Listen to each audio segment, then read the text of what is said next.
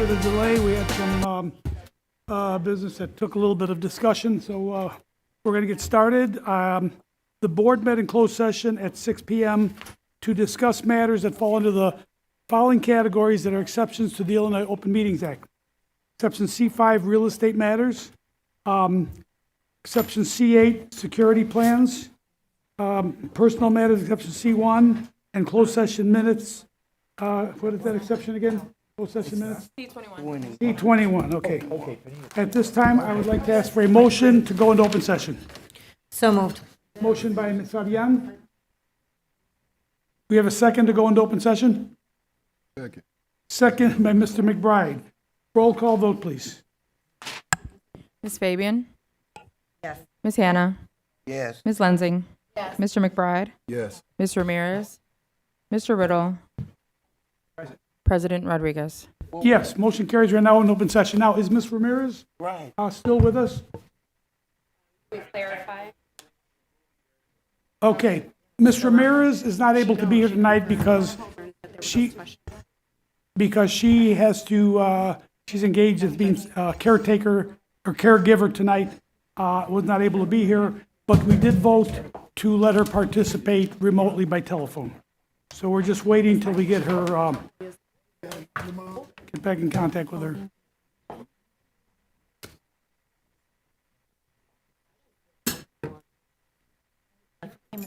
That I read, but these two were. Guys, Do we have Ms. Ramirez with us? Thank you. Okay, she is with us. We are now in open session. Ms. Ramirez, can you hear me? Yes, I can. Okay, and we can hear you. Thank you. Next item on the agenda, item 7, purchases and contracts.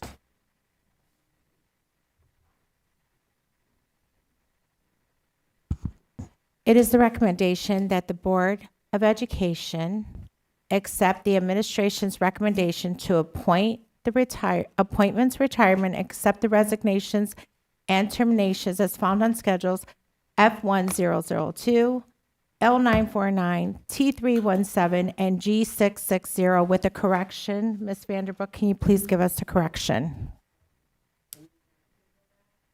You want this one?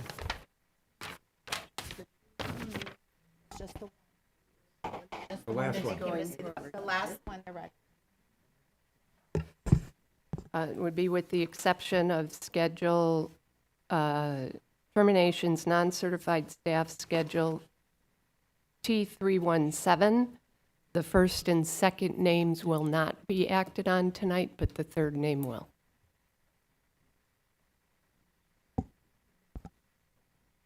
Motion to approve. Motion approved by Mr. Riddle, Second. second by Mr. McBride. Any discussion on the motion?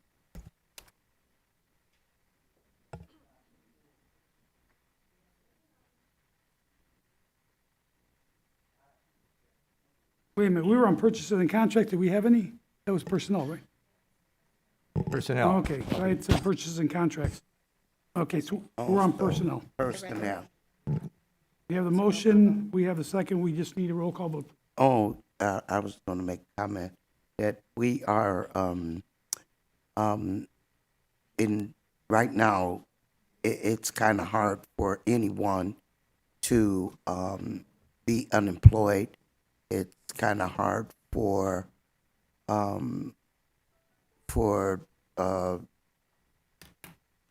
me as a board member, I'll just speak for me, to terminate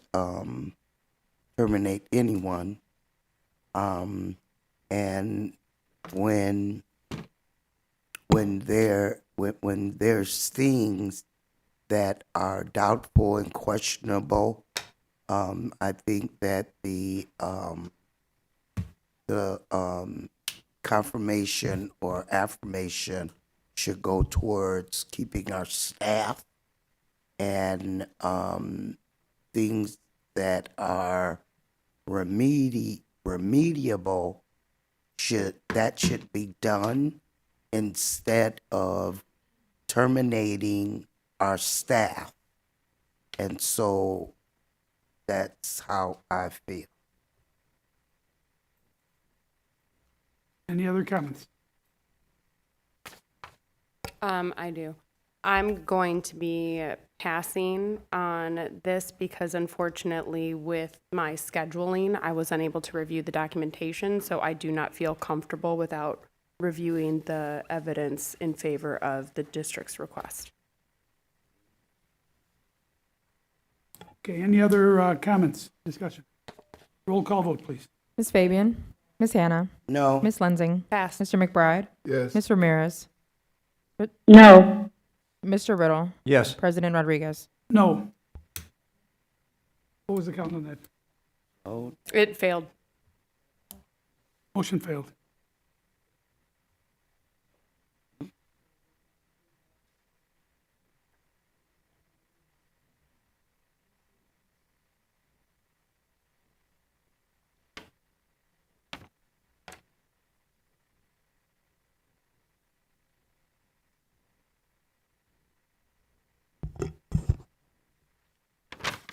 I don't know that I have both schedules here. So we have one non-certified appointment, one non-certified resignation, one non-certified retirement, a certified appointment, certified resignation, certified retirements that will need to be brought back if the administration is still recommending them, I given the was vote. on the affirmative side, so No, oh, can we call for a a correction. reconsideration because I think things got Rush. mixed up and rushed because I think the no votes were for this, not the entire. Right. The no vote. Board Agenda President, I would item. like to make a motion to reconsider item 8A and isolate, oh, I passed, Can't do so I it. can't. I'll shut up. Well, but we would like, if we could get, We are asking for reconsideration. We can do that, right? So can we, can Can I- we do it? can, Yeah, yeah, I think there's some confusion on the agenda, just walking out when we were discussing. We're going to hold all of the terminations. There was 3 of them tonight. We're going to pull them all tonight. We will bring them back for the next board meeting because there's confusion. I also heard that Ms. I'm Lensing did asking not for have a chance. reconsideration. I do know that she, I don't want to, I know there's things going on, so I don't want to Okay, say yeah, anything. I appreciate that. And so I would like to give her time to review the files. So at this time, we're just going to pull all those right now and just take the votes on Wait. the other, and we will bring back the terminations, and the board can vote on them at that time, because there was a lot of confusion when we were walking out. Okay, so first, we need to vote on the motion to I am reconsider that was asking- brought forward. I'm asking for, Okay, we need a motion to I am reconsider. asking for a vote of reconsideration of, what is the I know. agenda item? Personnel. I know. With the, under personnel, Item eight. Hmm? Agenda. agenda item 8. Do we have a second? We don't do it. Yeah, No, this I is the did. motion to I'll second reconsider. that. Okay, the first thing is just simply a motion to reconsider. Yeah, Okay, motion by Ms. Hannah, second by Mr. Mr. Riddle. Riddle. Yes. Any discussion on that motion? Is everybody clear on what we're doing? yes. This is Yes, just the I just want to make sure, That's when we all. say, are we all clear? Let's just restate what we're doing so that we know we're all clear. We're This just is a vote I on the know, but I motion to just- reconsider, after which the motion on the personnel items will be made. Yes. Okay, just a motion to reconsider. Can we have a roll call vote, please? Ms. Fabian? Yes. Ms. Hannah? Yes, Ms. Lensing? Yes. Mr. McBride? Yes. Ms. Ramirez? Yes. Mr. Riddle? Yes. President Rodriguez? Yes, motion carries. Okay, now next. can I make a motion for, to approve, schedules F 1002 L 949 T 313. No, Nope, it's G 660. T317, with the exception of the items related to non-certified staff terminations. Right, And item G660. 0. Okay, so that's everything except for the terminations, is that correct? Right. And I'll second The that. terminations of non-certified staff. I only have one of the schedules in front of me, so I don't know if there's terminations of certified, but it's everything except, no? Okay. So then it's schedules F1002, L949, and G660. And I'll second the motion that Ms. Hannah just read and the council just clarified.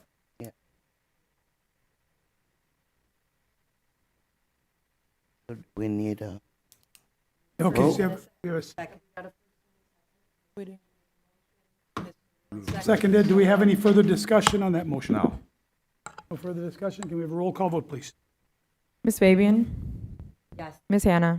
yes. Ms. Lensing? Yes. Mr. McBride? Yes. Ms. Ramirez? Did we lose her? Ms. Ramirez? Is she muted? Yes. Yes, okay. Mr. Riddle? Yes. President Rodriguez? Yes, motion carries. Okay, and the other items are being held over till the following meeting. Okay. Board President, can I just ask a point of order? Yes, Did we please. need to officially vote for Ms. Ramirez to be in this meeting? We did I know that. she was. We in the- already did. You did, okay. Yes. We just And need we to voted it disclose To that. close, Closed I session. said to So- close session and We open did. session. And open session. Okay, Okay. great. Thank you. No, we did not do it. Doors. Right. Let's not. Technicality. I don't like those. I know, but technicality. Okay, moving on to number 9, financial reports. Ratification of the first processing of November 2025 board bills, manual check request payments, and Old National Bank insurance payments for the period of October 22nd, 2025 through November 4th, 2025. It is the recommendation of the administration that the Board of Education ratify the 1st November 2025 of board bills, manual check request payments, and Old National Bank insurance payments for the period of October 22nd, 2025 through November 4th, 2025. The accounts payable board payments for the period of October 22nd, 2025 through November 4th, 2025 total $1,888,174.28. The manual check request payments for the period of October 22nd, 2025 through November 4th, 2025 total $1,348,239.90. The National Bank insurance payments for the period of October 22nd, 2025 through November 4th, 2025 total $882,860.26. Motion to approve. Motion by Mr. Riddle to approve. Second by Ms. Fabian. Any discussion on the motion? Roll call vote, please. Ms. Fabian? Ms. Hannah? No, Ms. Lensing? No. Mr. McBride? Yes. Ms. Ramirez? Ms. Ramirez? Yes. Okay. Mr. Riddle? Yes. President Rodriguez? Yes, motion carries. Item 10, student discipline matters, there are none. And we're going to call for, we're not calling for adjournment because we're going to have to go back into closed session after this meeting. So how would we do this? We're going to go into, Well, really quickly, Board President, I had asked that we added 11B board member time. So since we don't officially have board member time on this, and then have adjournment before we go into the committee meeting. So are we able to do that? would you like to have closed session? All right, board comment now? I would love to do that. Okay, then you can start it. Okay, wonderful. I just wanted to let the community know that a few of us were, Ms. Fabian and I were able to, and Mr. McBride, I apologize. We're able to join the Mano a Mano Gala this evening. It was rescheduled for this past Saturday. And I just want to thank the work that this organization is doing to help those who are immigrating into our community and need those supports, whether it's legal services, whether it's getting their GEDs. At times there's financial services provided to families. And it's such very important work at this day and age when we have not only ICE officials terrorizing our community, but we also have the head of the Department of Human Services, if I'm not correct, essentially mocking our community and playing games at a speedway with another colleague, which is completely disrespectful and disgusting. So I am hoping they leave our community as soon as possible. And if they could do so graciously, that would be greatly appreciated.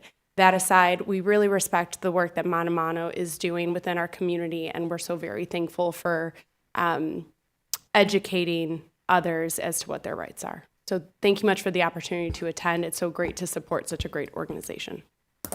You went to 2 meetings. Thank you, Ms. Lindsay. You went to 2 meetings that week. You had another banquet. Oh, I did, Mr. McBride. You are correct. Oh, it's been. So the Sunday before, we also went to a Black Lives Matter of Lake County led by Mr. Macklemore. He had his gala as well, and he had a speaker come in to speak to his experience of being persecuted by the justice system. So we are in a primarily Black and brown community. And when we have such great organizations and great leaders really pushing the work to make sure that people are treated fairly and equitably and get the resources that we need, again, the school district is so very happy to support them. Thank you. Did you want to add any more, Mr. McBride? Oh, no, that was great. You did a good job. Thank you so much for reminding me. It's been a week. Any other board members like to make any comments? Mr. Riddle? Yes, I'd just make a quick comment that last Friday, Board President Rodriguez and myself attended a Bravo concert at the Gordon Center. Again, we were thrilled with the way our students perform. That was also a fundraiser for Bravo. It was heartwarming to hear some of the testimonies of former Waukegan students who are now heavily involved in music at that concert as well. So it's just, we just really are happy with our partnership. Pronounce her last name, Board President, who started this. It was really an honor. Sikorovsky. Pat Sikorovsky. Pat Sikorovsky. What killed that name? But anyway, she was there, and it was really an honor to her. There was actually a number that was composed by the director of the Civic. Well, I'm not sure, is he the director of the Lake Forest Civic? But anyway, Civic Orchestra. But it was a beautiful number that he had composed in honor of Pat Sikorovsky and her husband, who had started this organization, Bravo, which is their about the 14th year. So that was a wonderful event. And then today, Mr. Rodriguez and myself were at the ribbon cutting for the Yeoman Creek Solar Field, and heard the president of the organization, again, Mr. Rodriguez, help me with the name of it that's running that. Clean Energy? Clean Energy, yes. He was there. Mr. Rodriguez himself spoke. Our mayor spoke, and it's just a wonderful thing that former landfill, former city dump is now being used to create energy for our community. Something that was not something to be proud of. That we had another brownfield in Waukegan. We have too many of those, but this one is now going to be used for community use, and there is still room for families to sign up. You don't need a house. If you rent, you can still sign up. You can do it on the website, or you can call the number at the website and do it over the phone. So we encourage families to sign up for energy. They will reduce your bill by, they estimate, at least $400 a year, your energy bill, electricity bill. So definitely look that up. Those are the two things that that were important this past week. Thank you. Thank you, Mr. Riddle. Anybody else? Yes. Ms. Hannah? Just quickly, I just would like to honor and give a shout out to all the veterans. Say Happy Veterans Day. I have a veteran in my family. My brother is a veteran. A couple members of my family, they're no longer with us, but they were veterans. And so Miss Pope is a veteran. All the veterans, are there veterans out here today? Oh yeah, right here, Miss Hannah. Mr. Riddle. in our audience? Are there veterans besides Miss Pope? We'd like to just say, clap for you, say something, if you could stand up. Oh, wait, stand up if you're Yeah. Karen. Just would like to give you all that shout out because you all are the reason why we're here with our freedoms. And we thank you so much. Thank you, Mr. Riddle and Ms. Polk. Thank you for your service. Yes, please, Ms. Fabian. For that, 'cause I was going to do that as well. But for the mano a mano gala, passed out everyone. They also gave whistles to all the attendees with a nice little note of why the whistles were provided. So if you hear the whistles going on in your neighborhood, short beeps means that ICE is nearby, and one long beep means that they are active and present in the in that area. So just so that you're aware, if you're out in the community, you know, Mano a Mano has been doing very well with training different resident groups on how to support their community and help, you know, diminish ICE from wrongfully targeting people. I would also ask that the district find ways to partner with Mano a Mano to get similar training for admin and our staff, especially at the school levels, just so, again, they're aware of what the community is doing to intervene, because, again, that should all be planned out together as a community. And then the last thing that I wanted to add is we had, with the former president, a moment of silence for those who have passed. And I just wanted to, okay, perfect. Yes, we'll do that. And we can do that right now. Hello? Angela wanted to. Ms. Ramirez?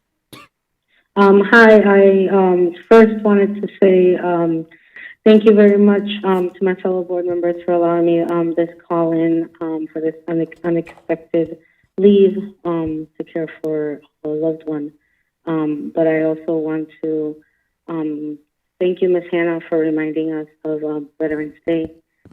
I do have a brother and a couple of, you know, family members that have served and are veterans as well. So thank you very much. I also want to acknowledge the fact that it is also Native American Month. And we need to acknowledge that we are on Native land. So thank you, and I apologize to the community again for not being there. Ms. Ramirez, But thank you. no need to apologize. We appreciate the fact that you are willing to be with us despite the difficulties that you're going through. Absolutely. Thank you. And now I'd like to ask that we all stand and observe a moment of silence. We had two individuals in the district who recently passed away. One is a safety officer, I believe the last name was Linus. Can't mention, and the student we don't passed away. We observe a moment.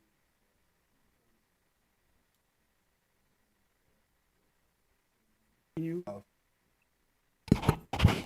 There was a clergy, she sits on the board with me for the township. She's been in this community forever. Her husband was Rose Staben. I'm sure we have the Staben House. If anybody should know that name. But she lost her daughter, and her daughter had Down syndrome and a few other issues. So I'd just like for us to also include her in our prayers. She passed, yeah. Very sorry to hear that. Thank you. Now observe a moment of silence.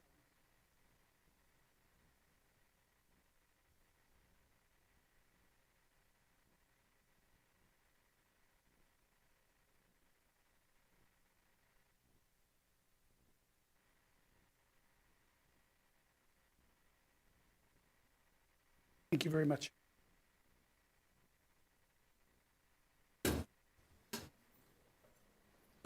Okay, and I would just like to make a few comments about the event that we participated in today, which was the ribbon cutting for the new solar farm, Yeoman Creek.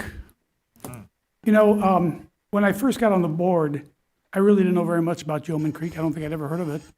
Once I was elected to the position of president of the board in 2011, I started getting the emails and invitations to participate in meetings with the lawyers, with Mr. Thomas Morris and Mr. Harvey Sheldon.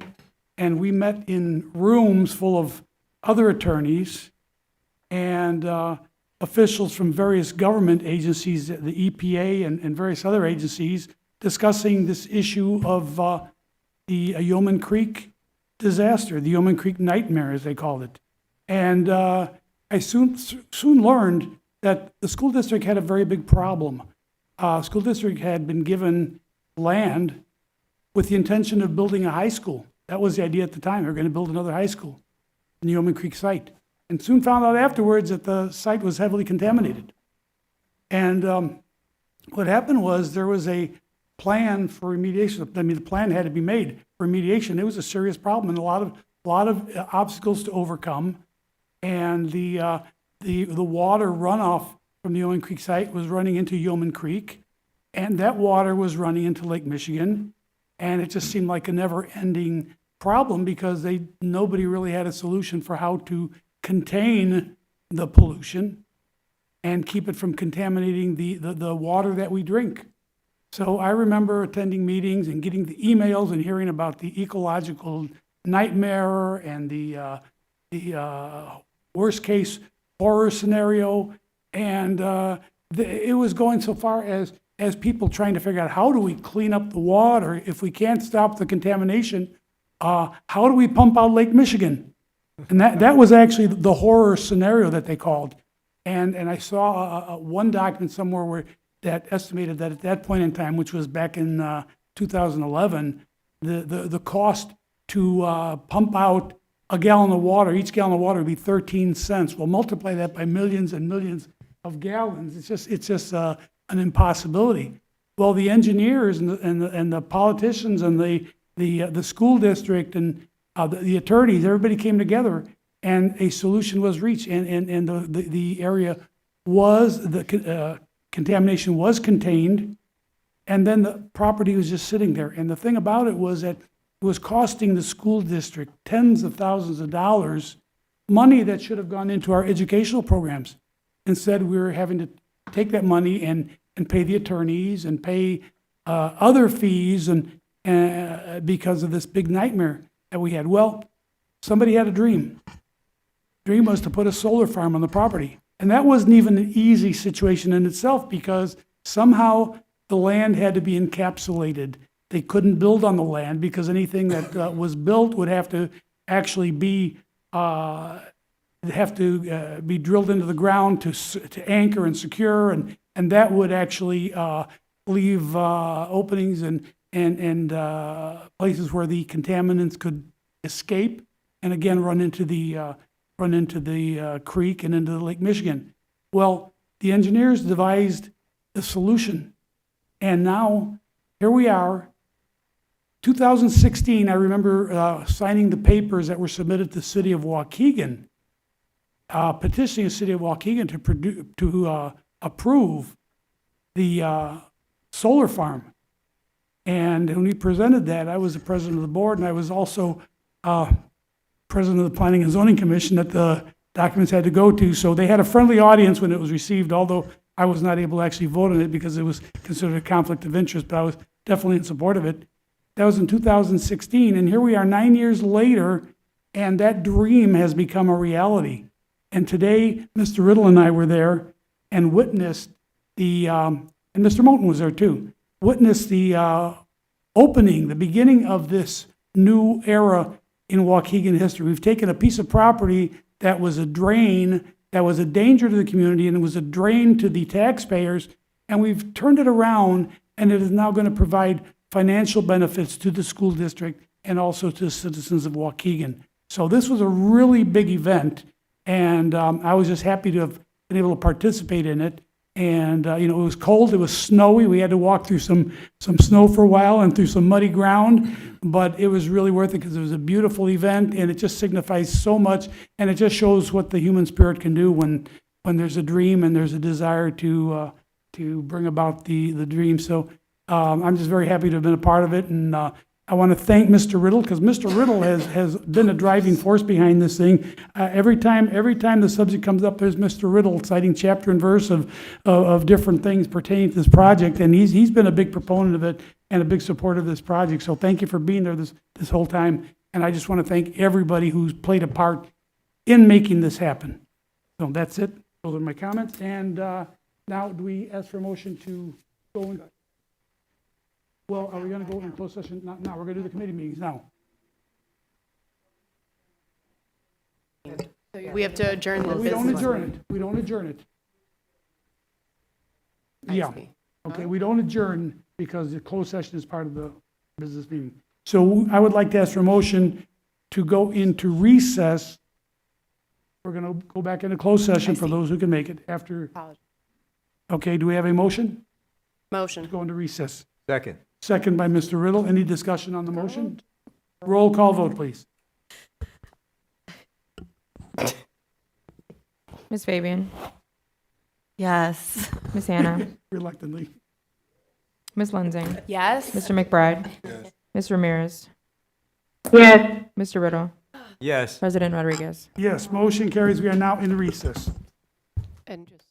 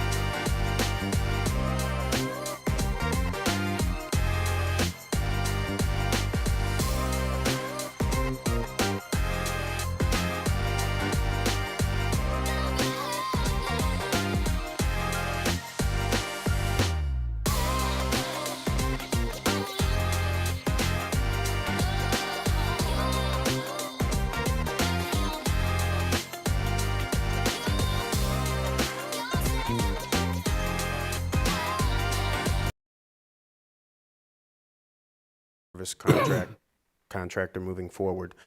We did hear the board at a previous meeting regarding that aspect, and also ensuring that we have a set plan for a new vendor, because even though we do annual renewals for our food service vendor, really it's going to be a multi-year process for us to establish what we want to see as far as our food service program in the future. Okay. So they're going to be assisting with all of that, but there are specifics identified in proposal that will support the assistance of training for contract management as it relates to invoicing and the particulars to ensure that the proposals we receive and the contract that we sign is what is ultimately being implemented within our schools. Okay, and will they help us as well then, once we've picked a contract vendor, will they help us in making sure that vendor is carrying out what they promised they were going to do in the types of meals that they were going to provide, the Yes. services? So that is part of that. So they would assist with identifying and supporting the implementation plan for the start of a new contract. Okay, and that's really important. So it sounds Yes. like,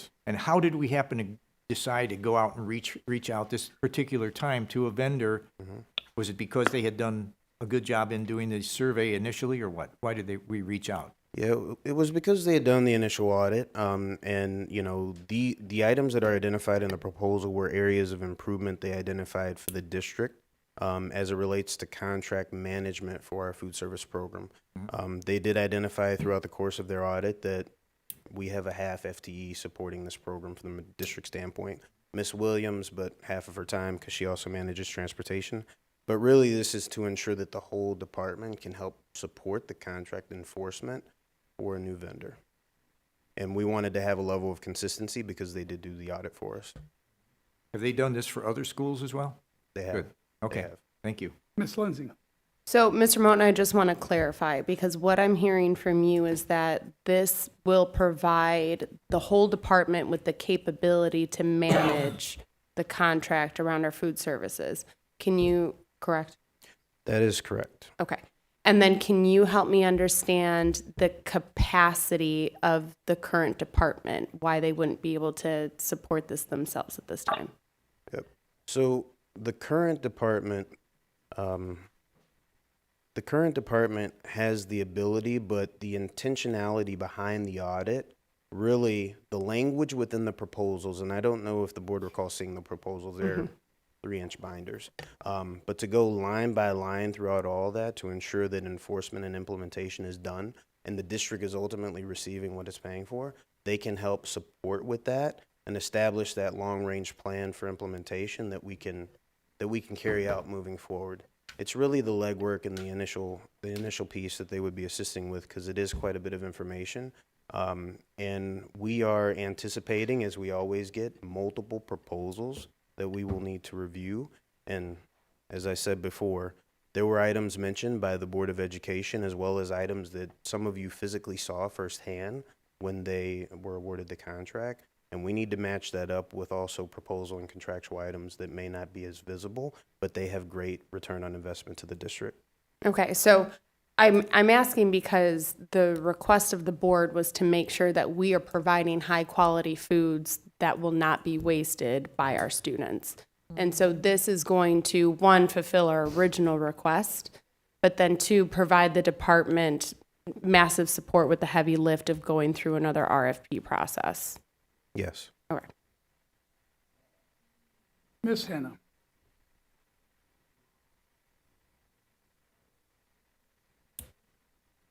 Okay.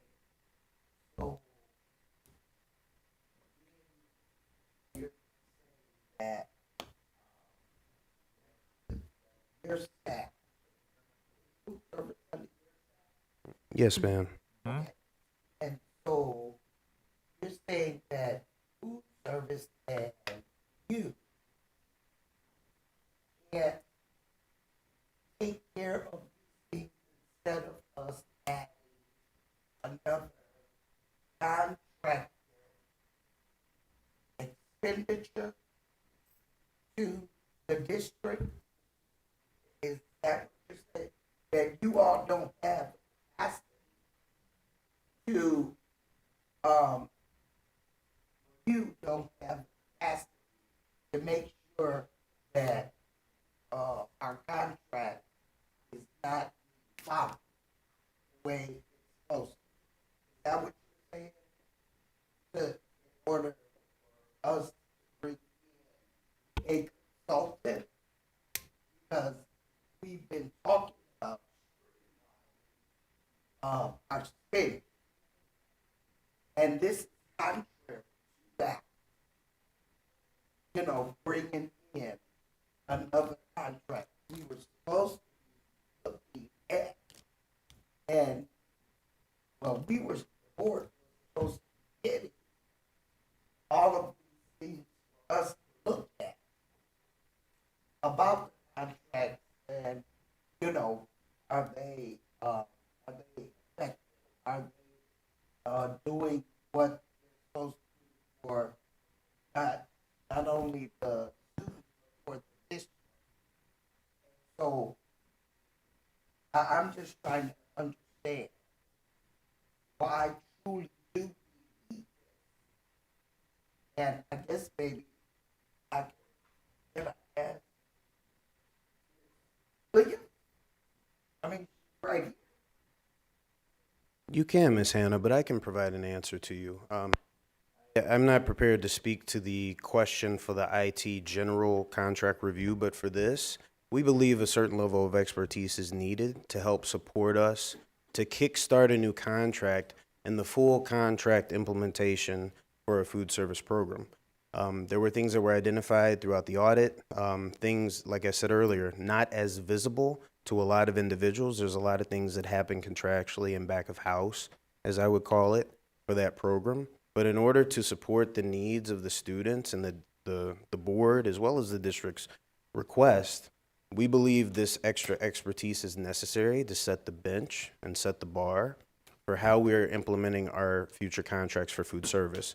And this isn't a recurrent contract. This is for the RFP process, the training at this time during the spring semester, and to really go into great detail all the proposals so we have a long-term implementation plan for the contract that's signed effective for the next school year.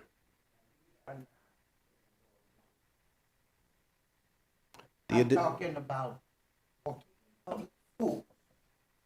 All of the administrators and superintendent, all the knowledge that we have. We're not able to do that because it will be done apparently. So we are requesting through this contract additional expertise and time to do that comprehensively. So I will say we've pointed out that they haven't been doing a good job because we've found things that weren't happening. Like with the last contract, With the audit that was provided to we us. found things that weren't happening that were provided in the contract, but then we never got. So, and I think that you're going to have a presentation on that as well, right? Later. So I'll hold off on that. Clarifying question. So are you saying that staff underneath in the nutrition department, underneath Ms. Williams, were never trained on how to go through a formal RFP and never trained on the actual USDA and ISB guidelines in order to ensure that that grant was running smoothly? Was it only Ms. Williams that was managing the food service grant? So Ms. Williams is the lead of the department, but what we would like to do is establish capacity within the department. Absolutely, but Delegation. what I'm asking is, so did they never have that before, and this is why you're asking for it now? Because it is a massive grant, and there should be more than one person that knows it inside and out. If anything, you know, if she wants to take a vacation or anything, right? Like, we have to have other people capable, so that's why I'm trying to understand if any of them have ever had training on this particular grant. So those individuals do have That's the not what training she's to like. submit the compliance reports, but we need a little deeper understanding because that's really surface level compliance. We want to, we want to go Contract deeper. compliance. So, Okay. can I help with this? Sure. And I just. Yeah. Okay. And Ms. Williams, thank you. Point that out. Because you feed our kids during the holidays, Thanksgiving, She does. She during comes the out. pandemic. I just want to acknowledge that. How many individuals make up the nutrition department? 2? Two. Yeah, that's Yeah. what, I was just. Wow. And it's Thank a you. huge So I gap. think I wanted to point that out for a district that has 14,000 plus kids. And so though the day-to-day operations and ensuring that our kids get fed Excuse me, and let's just have one conversation at a time, please. and managing the contract of nutrition, there's little caveats in there and milestones that we need to make sure they meet, almost in a performance management method. And so and I don't want to speak for you, so correct me if I'm wrong. The goal of this is to help create a system within the nutrition department where we have those KPIs set in that contract. So one was the app that we Yeah. talk about, right? And Right. what is the timeline for that? And just some other endeavors that they can help build out in nutrition to support the work of the individuals that are within that department. And so if you look at, now I'm just looking at this from the business sense, that if we're paying for the 35,000 to create that structure to help support the 2 individuals within that department, it's not another person, we're not paying for benefits. And I believe it's a win-win for the district, but it also will help support the work in nutrition to ensure that we're onboarding our whoever is selected through the RFP process and the bidding process, and to hold them accountable. And so when you don't have enough, when it's only one staff to 14,000, it's hard to hold them accountable when you're, and I'm not making excuses, so I want to state that. But when you're ensuring that 14,000 kids are being food is being ordered, and then I'm also, working doing on transportation. ways to, working on ways on how I can extend, ensuring that our students have meals before, after school, and sometimes even on weekends.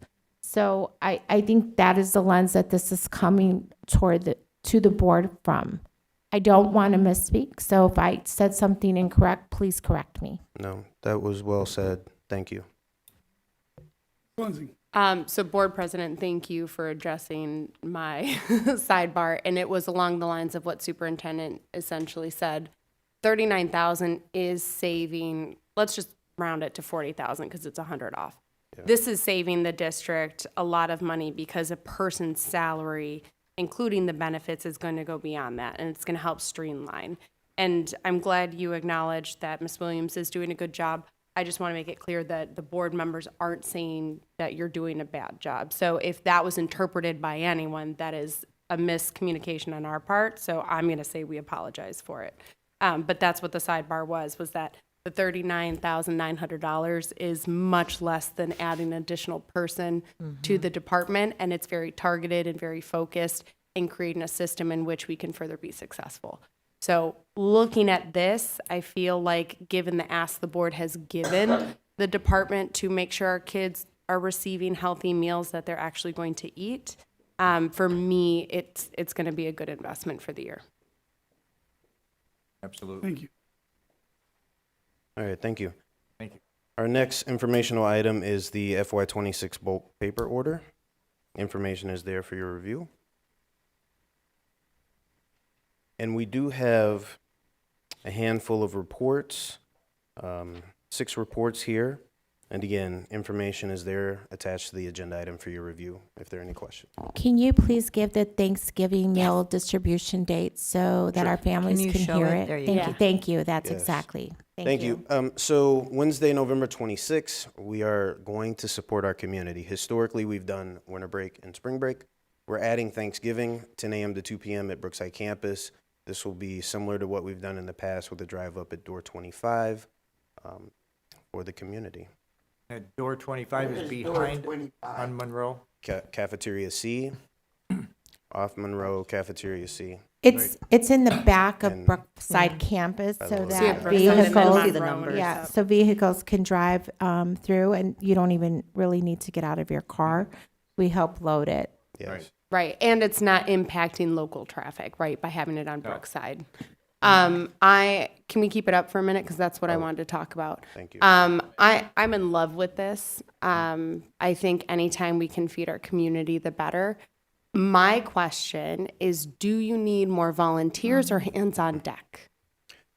We look forward to seeing you on the 26th. Beautiful. Yes, we need What, volunteers. I'll connect with you on what time I should report. Thank you.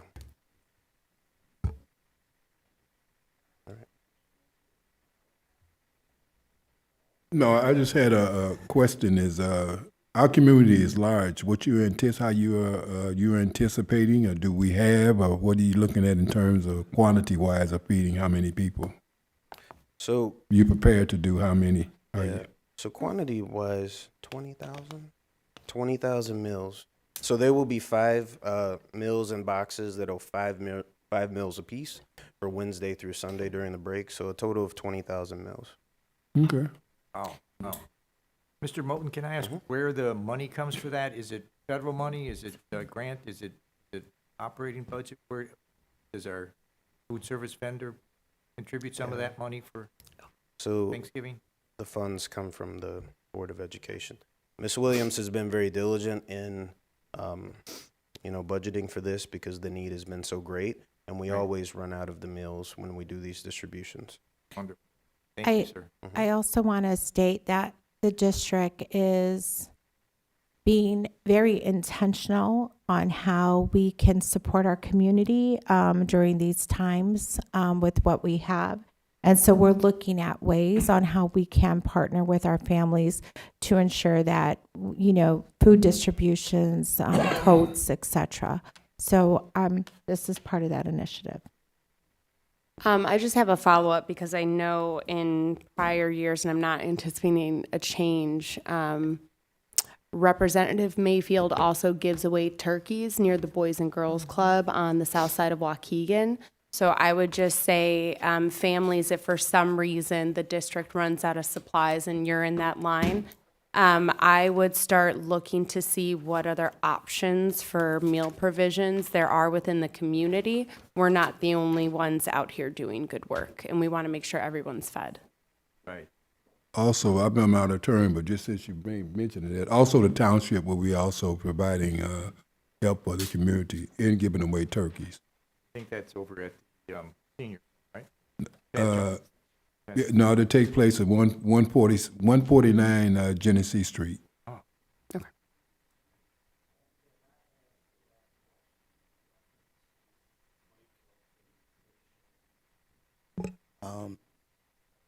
Item as well as the Thanksgiving meal distribution. Has this all been, was this budgeted? Was this put in our budget? Or is this something aside from the budget? So thank you for the question, Ms. Hannah. So we have budgeted ultimately, and Ms. Williams can speak to the cost, but we have budgeted for meal distributions this year as we've done in the past. As the superintendent said, we are being responsive to the needs of the community and what we've heard, but we have budgeted for meal distributions this year, and we have increased the quantity through the budget process to support the distribution we intend to do. Okay, that's that one. What about the,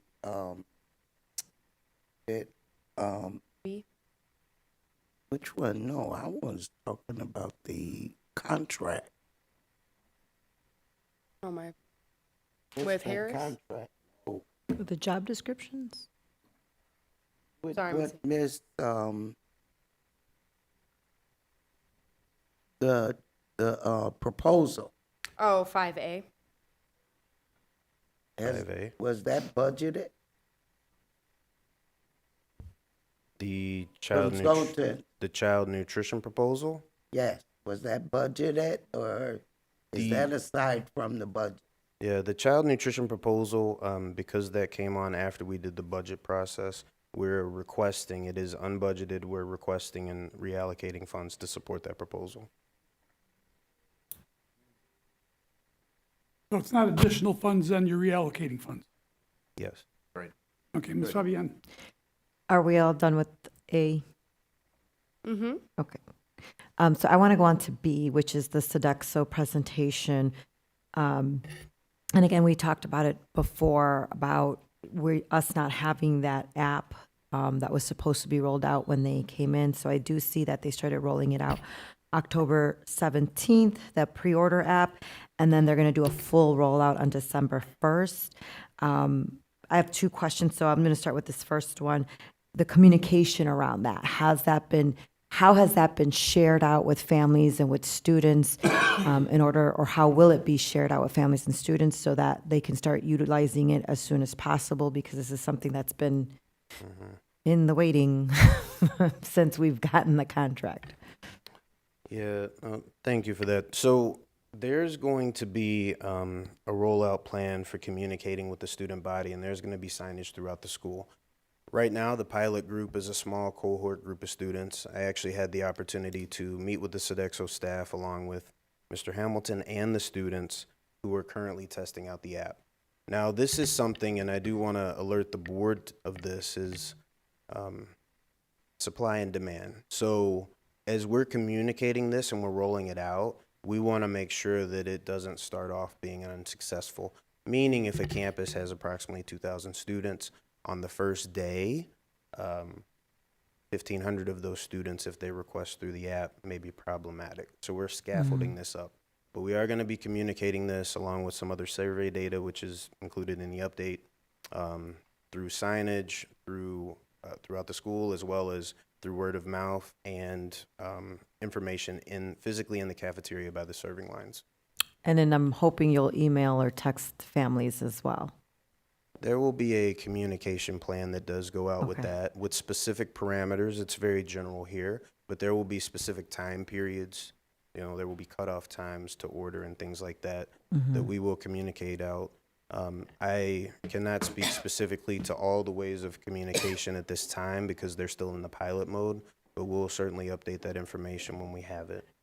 And then same thing with that app, will priority be given to those who have allergies or, health conditions that restrict certain diets? Like, does that app allow for you to check off a box for prioritization? Because I think that was one of the concerns, is that we have children with allergies, and by the time it's their lunch period, they're not able to get the accommodation because what they needed to order is already, there's no more of it. So the answer to that question is yes. So they would reserve the food regardless of the lunch period, and the app would, like I said, it would have a cutoff time, which would be prior to the other lunch periods taking place. And then those specific requirements, the cohort group did bring up some very good points. If there's an allergy or if, somebody's potentially limited on time because they travel between campuses, they'll be able to notate those items. And again, what you see in the update, the attachment, that's the newsletter, the actual picture with the ticket is what Sodexo will have for the student selections, and they'll have that ahead of time in a staging area at the school that the students can come pick up, so it's not interfering with the regular serving line. So running out should not be a concern. But again, that's why we're piloting it now, and I did encourage the students as part of the pilot to play around with the system, really try to catch us off guard just to make sure that we're able to keep up with, to make sure that their orders are accurate when they actually show up to the cafeteria. Okay, and then my last concern is who created the 4 questions for the survey? I'm looking at the survey that they're putting out, and I think we were trying to get at surveying the students on improving the food quality and kind of what they would like to see for food. I think that's what we've all been talking about. And then the survey questions are like, how would you rate the look of your dining area? Is Sodexo paying? Right, like. Sorry, what- I said, is Sodexo paying for a new Like, cafeteria? are they talking about the cleanliness, about just the the kitchen portion? Because again, I don't see how that relates Yeah. to what Sodexo can do. How would you rate the food offerings? That's more about like choices. I get that one, fine. But, then it's like, what's your favorite thing? And then any suggestions. So like, give us all the positive, but kind of like I think you need to have it phrased for kids, like, what could we do better? Because, again, this is not giving us really data on what we were looking for as far as why is it that they're not eating the lunches or half of them are going in the trash, right? And that's what we're trying to eliminate is the waste. And I don't think these questions really get that feedback on how do we reduce waste? How do we make these lunch items more palatable for our students to want to eat it and not have it go to the garbage? I just want to point out to the board that we have a long academic agenda, Oh, yeah. and, would like to limit the questions if possible to those questions that are absolutely essential in helping us understand the items that we're going to be making decisions on. Do I see two hands up? Ms. Lindsay? I just wanted to connect back to what Ms. Fabiana said. I just want to make it extremely clear. I have three quick questions. Are students who have an allergy or food restriction included in the first wave of those who have access to this app for pre-ordering? I recall that coming up in the meeting, so I will confirm that and get back because the cohort group is, yeah, Understood. thank you. The second question is, it's the full rollout date for the high schools. What about the middle schools? So the middle school rollout date is not set. The high school campuses, we really wanted to solidify that date, which is why the pilot is long, and the rollout date for both campuses is December 1st. Again, we are essentially going to be at mid-year when this rolls out, but felt it was important to move this forward as it, was previously agreed to. Okay. The last thing I have is because this is something that I, as a parent, have been frustrated with. So I just want to give Sodexo praise with an asterisk that they're expanding the hot breakfast available to our elementary school students. So on slide, I believe it's 6, if I'm not mistaken. Yes, 6, it has that imaged on there. Love a good egg sandwich. There's some healthy stuff in there. My concern is that what looks to be underneath is a replica of, what do you get at funnel cake? Like a deep fried dough with some syrup and stuff. I just have questions on how that's considered healthy within the Illinois restrictions. Because yes, it's a warm breakfast, but again, it's just another variety of like a sugary cereal to me. So that's just my asterisk on it. Love that we're including it to 5 days a week, but we've got this like syrupy goodness that you can like spread all over this deep fried looking treat. That's all I got. Ms. Hannah? Mine is kind of a little bit more technical.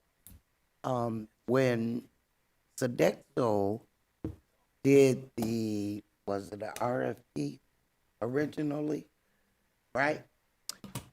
Were they the ones that put about the app in their proposal? Did they include that in their proposal? Yeah, so that information was there, and it was also presented before, Right. at the tasting. Okay, so that brings me to my ultimate question. How are we going to recoup the money? Because they did not fulfill that contract for, how long have they been here? This is What, their, 3 years? So they need to give us the money back because they did not have that app up and running. Superintendent, could you look into that, please? I absolutely can, Ms. Hannah. I'm going to plug in again because there was the outcomes-based contracting that we learned about in CUBE a few years ago now that would be really great to start implementing, Absolutely. where we Yes. could, in the contract, recoup some funds for services not provided. Yeah, because they didn't provide it, and they're doing it, after the fact. Yes, ma'am, I see your point. I will circle back. Thank you. Mr. Moten? All right, that concludes our reports. We do have a joint presentation for you this evening on the strategic plan update. So I would ask Mr. White if you could pull that up on the screen. Yeah, we-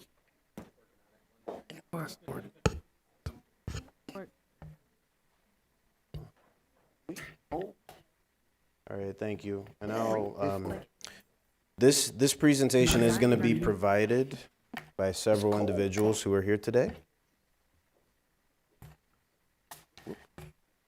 Okay, I think we're going to take a 5-minute break while you get set up, Okay, okay? We're taking a 5 minute. Yeah. all right. So Thank do you. we need a motion? We are now in recess. Okay. Amen.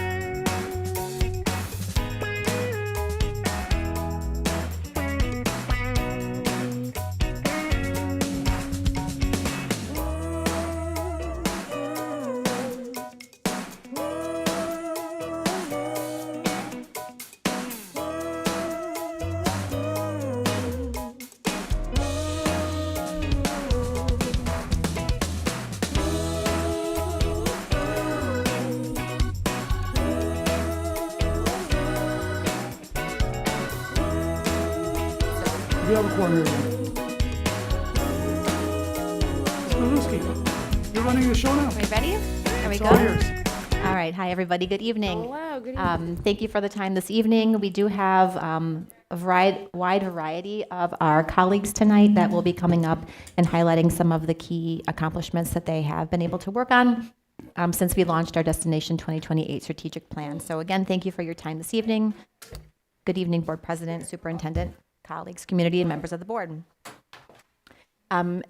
As you know, we have been working through our Destination 2028 since we first began doing our listening tour and our staff feedback tour about 2 years ago now. And so we'd like to be able to showcase the work and accomplishments that each department has been able to accomplish over this past year and showcase some of the highlights of their work. Again, just a reminder and refresher of the 4 pillars of our strategic plan, and our work is grounded in these pillars. We'll be tag teaming tonight with Mr. Moten and myself going over some key focus areas. I'll go over the academic areas, and then Mr. Moten will highlight some of the operation areas. Tonight we'll be talking specifically around our Literacy for All initiative, how we are building leadership and staff capacity, and then again thinking through how we are looking at how students are or are not finding success within our school policies, practices, and resources through our equity framework. Mr. Moten. And I'm going to ask board members to please hold all questions until after the presentation. Okay, thank you. Yep. Thank you, Ms. Maluski. So the 4 focus areas for the operations division: 1, human capital and process improvement. So this is through processes for efficiency, how we address personnel matters, as well as recruitment retention strategies, incentive programs, things that support really positive climate and culture for our staff. Site-based budgeting and financial accountability initiative. I think that is somewhat self-explanatory. We know that what we do has to be fiscally solvent and sustainable, and through our business office, we're able to support all major initiatives through that focus area. Next slide, please. Comprehensive Capital Improvement Initiative. This is something that's been ongoing prior to COVID, where we're providing and enhancing learning environments for our students through physical construction and modification. And last but not least, our Wraparound Center initiative, which supports social emotional well-being and working with community partners to provide resources to students and their families.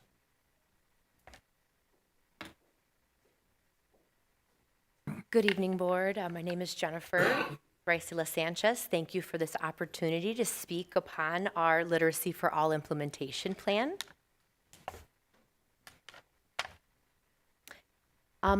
The main thing to ground ourselves is really our work begins with our goals that align with the state that's on our left side here. Our first goal is that every student is receiving a high-quality evidence-based education, right? No matter what school that they attend, no matter what grade they attend, they have a common learning experience. We have district pacing guides that help support the coaching around this, as well as common assessments and common assessment windows. For our goal 2, we want to make sure that every educator is prepared and continuously throughout the year supported to deliver that high quality evidence-based literacy instruction and disciplinary literacy instruction. Some examples of that is our Great Beginning for our new teachers, monthly professional learning cycles, meaning that teachers are continuously learning whether they have an early release day, a late start day, and staff comes together across our district within grade bands and continual instructional coaching. For goal 3, every leader is equipped to lead the work, speak to the work, coach around the work, know some research behind the work, right? Not every little piece, and really provide feedback for our staff and really work alongside them. And so what this looks like is monthly principal, assistant principal, instructional coaches training, intervention support around MTSS, and visiting every school every month and supporting, pulling data, analyzing data, and bite-sized next steps around that data. One example of how this looks at our elementary school is really where we are here on our right and the shifts that we've made across the last few years, and really ensuring that there is a knowledge building curriculum. Meaning the more that we read about topics and ideas that are the same and similar, the more we can talk about it, the more we can talk about it, the more we can think about our ideas and begin to write about it and cite evidence from complex grade level text. Sometimes can be a challenge.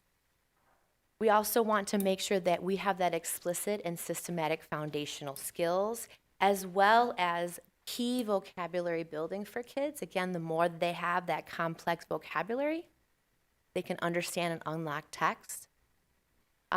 Explicit bridging, professional development, as well as that ongoing translanguaging professional development, as well as instruction in their curriculum. For 6 through 8, really where we are on the right is ensuring that our students have a phonemic as well as a comprehension intervention block, continue to have knowledge building and moving through and up into disciplinary literacy in middle school, and that increased opportunity for more volume of complex text and being able to grapple and struggle with complex text. Within high school, all of those similar shifts around knowledge building, using text to build our comprehension and our language and our OSC development. And essentially want to make sure that our struggling readers have common scaffolds that can support and unlock that text, as well as more writing that is happening across a grade level year within every single subject.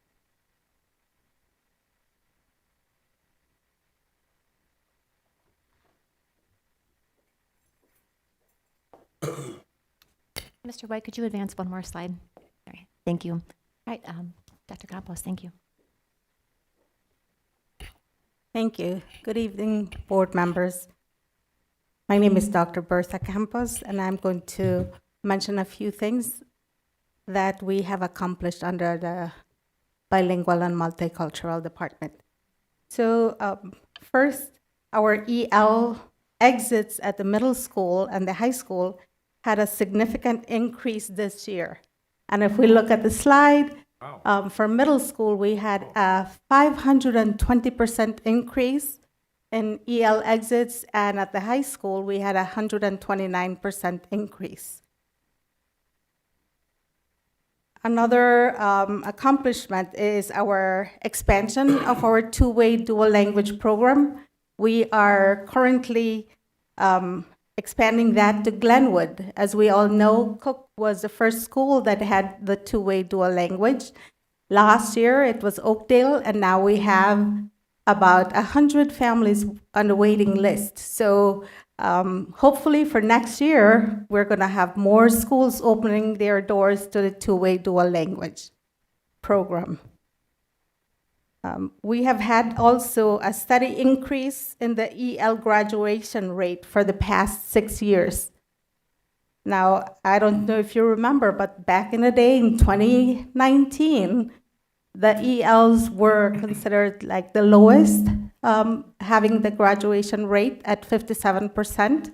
And now we have ELs graduating at 79.5%, which is more than a 20% increase over the years.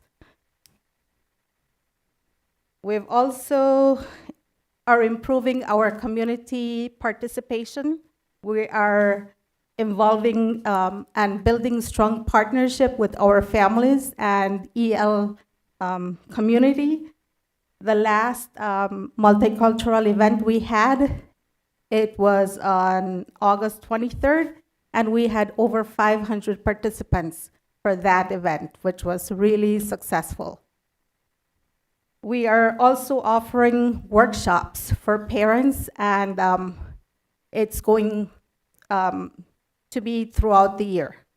And they're learning a lot about how to help their students become stronger students. We also held Saturday school for our newcomers, where the focus was academic achievement and acculturation. And while we were doing this throughout the year, we also invited parents to come along monthly in order for them to learn along their child.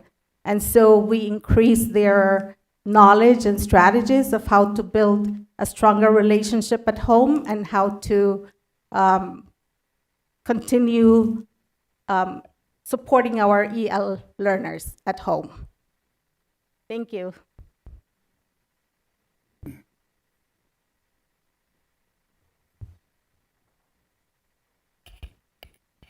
Good evening, board, community. I'm going to look at some of the hard work the department has done over the last few years, department and district, not just DL, in our work for inclusion. Okay, so this slide highlights,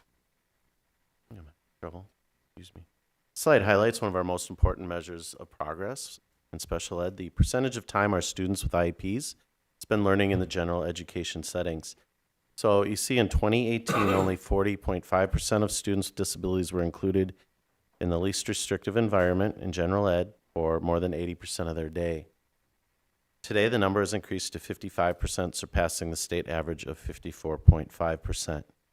We've also reduced the number of students spending 40 to 79% of their day in general education from 25.7 to 17.5%, and those in more restrictive settings, less than 40% of their day, from 27.3 to 22.8. So we've moved those over from those two environments more into the least restrictive environment.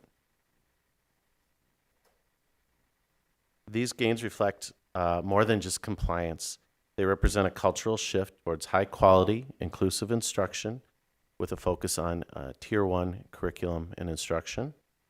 Research, as you know, shows that students with disabilities who learn alongside their peers experience greater reading growth, stronger growth and achievement, including behavior and communication models. And these benefits do not extend just to special education students, but to all students through the collaboration of the different departments and teachers.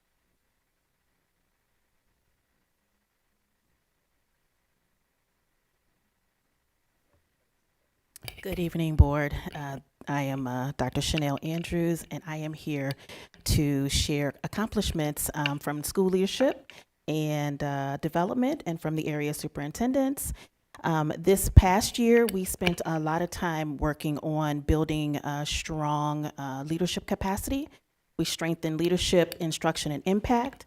One of the things we've done some research on, and the research shows that strong teams leads to strong schools. And so this past year, we focused on strengthening our instructional leadership teams. This past year, we asked our leaders to come together to look at their instructional leadership teams. They used the effectiveness rubric. They rated themselves. They brought that information back to our PLCs. We curated learning for them throughout the school year. We checked in with them for the middle of the year. We wanted to gauge how they are developing through the year, strengthening their instructional leadership teams.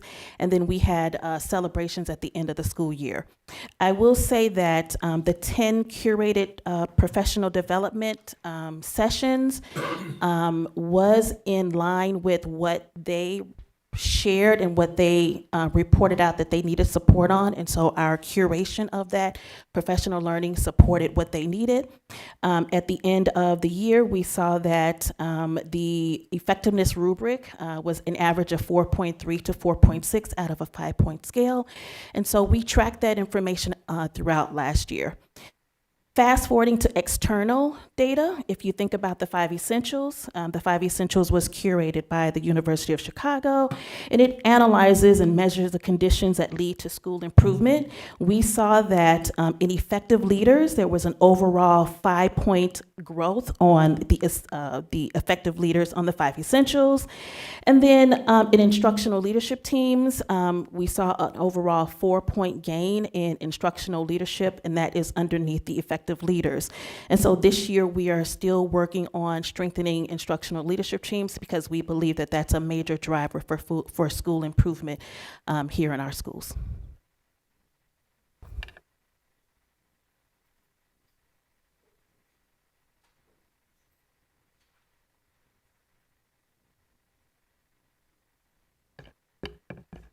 Good evening, Board of Education. I'm Dr. Tasia Fields, Director of Student Access and Achievement. And I'm going to briefly highlight the progress we've made on our Access and Achievement Multicultural Initiative. We currently are serving over 400 students across multiple schools with our programming. I do want to lift that our targeted population being African American males, with 124 students participating in our programming. Our programs have substantially expanded across the district this year. We have King and Me, Literacy Alive, Waukegan to College, My Brother's Keeper, and STARS.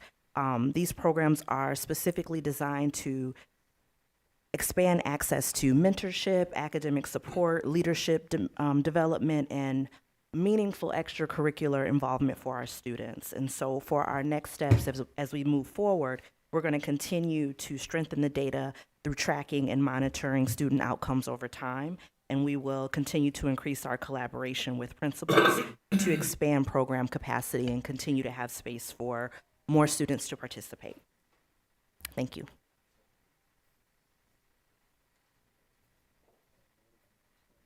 Right, the last slide is for Dr. Cuevas, but I will cover for him this evening. Again, and you can read some of the achievements that have been accomplished through our ITS team.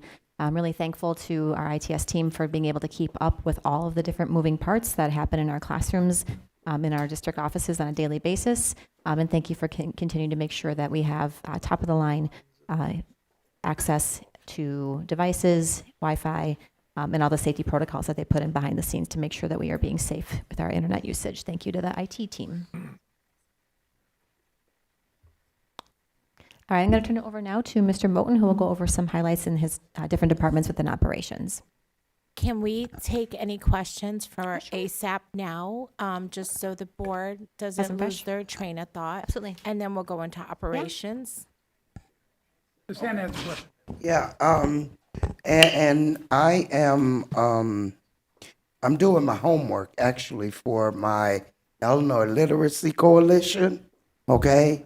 And my homework was, I am supposed to find out, for transparency's sake, how the district is planning to communicate to parents and the community, right, about the proficiency cut scores that has come down, that everything, the cut scores are much lower now, and how are we as a district, what are we planning on doing to communicate all of that to the parents and the community? Sure, thank you for the question. I just recently, this past Thursday, was at an ISBE training in Huntley where we went over the new accountability system and the new roadshow that the state superintendent was able to provide some learning for us. And so a lot of the information is in terms of the accountability system is very new. However, in terms of the cut scores and proficiency scores that you're referring to, Ms. Hannah, Yes. we are going to be doing a presentation next week, Tuesday, at our board meeting, specifically about our end of year data to help the community and the board interpret the new information. Dr. Jonathan will be leading us on some information about what's new in the system, what changed, how do the numbers mean now, and so we will be providing that information at the next board meeting. Okay, that's for the board. Yes. But I'm talking about for the wider community, parents and people that don't come to the board. Okay. That's a fair question, Ms. Hannah, and I do agree with you that we do need to be educating them on that. So I will be thinking through that with Ms. Patty on how we can get some, maybe a video with a letter with explanations, etc. So thank you for the suggestion. We will. I do also want to inform the board on the road show, there are things still shifting. And so that will, though it looks, the landscape looks like this for this year, it will be changing for the following year. So we also need to bridge the learning of what's shifting this year to what may be coming in the future. Okay. Okay, and one more question, last one. You know that the numeracy plan. Yes. Are you aware of that Yes. too? Okay, and I guess that's the same question, because we're not only are we going to be focusing on literacy, but we're focusing also on math. One of the benefits, I think, that in terms of how the academic team really elicited and solicited input and feedback from a variety of stakeholders for the literacy plan is the same type of event and opportunities we want to be able to provide our families, our community, our stakeholders, our teachers around the numeracy and the work around math. And so in terms of coming in and just saying we're going to try out new math, we want to learn deeply around what the Illinois numeracy plan is. Right. We want to make sure that that's communicated out to our academic coordinators, that we are building our own knowledge about what the state is going to be expecting and requiring. And then we want to be able to bring that into what shifts might we need to make at the district level around math resources, around math curriculum. And the way that the team approached the literacy work was very intentional, was very thorough and very thoughtful around listening to teachers, listening to parents, really being out in the schools and being out to get that information. So a lot of the work that Mr. Foster, Mr. Cole, Ms. Ricela Sanchez have been working on is how do we start unpacking math and numeracy in the same way that we approached the shifts in the state plan for literacy. Yeah, because all of it has to be aligned. Correct. With the literacy plan that the governor signed. Right. That you guys can be proud of that I helped. And the numeracy. Correct. Plan. And they're very intentional. Yes. And so that's, I just want us to be on top. Yeah, we've been able to have rest of stuff. many of our staff participate in the ISBE trainings that they've been able to provide throughout this past fall. And so as we get more and more information from the state, and as we get more and more next steps developed as a team, we will definitely be providing updates to the board, as well as being out in the community and with our teachers, so we can get their feedback and input around the shifts that we may need to make in math. Right, and I'll wait, but I just got to say this because this is kind of good news for Dr. Bublett, the students with the IEPs and the 504s. New legislation is coming down where they're gonna, all of those students are gonna be eligible to go to college for free. So amazing. Yeah, that's coming down. So yeah. Awesome. So. Thank you. Ms. Fabienne? So back to what Ms. Hannah was talking about, surrounding the report card. As parents, we did receive text messages and emails as far as where we are, where your school is on the report card. And then there is a link that links you to isb.net. And there's a lot of information there. So they have created lots of different flyers and easy to read graphics so that parents can understand, and they're all translated as well. I think in the top, I think we did either top 5 or top 10 languages. But all of those new designations and all of that cut scores, all of that is up and posted. So you don't have to reinvent the wheel. You can just share that out. Yeah, and that's what I'm about. Yeah. Sharing it all out to you Yeah. and So our parents. and as like I said, as parents, we did receive that. So if you have not, or you're not aware of the designation of your school, check your emails. The numeracy plan is not completed. Right. So right now they are doing listening sessions, and the closest one to us will be in the downtown office on November 18th. So you can also go on to isb.net and just like search numeracy plan, and you'll be able to sign up for that as well to give feedback. And then once all that feedback is compiled, it still takes time to make those drafts. So we probably won't see anything till next school year. And then for the presentation itself, I just want to clarify a couple things. For the exit, good job on moving kids and exiting them out.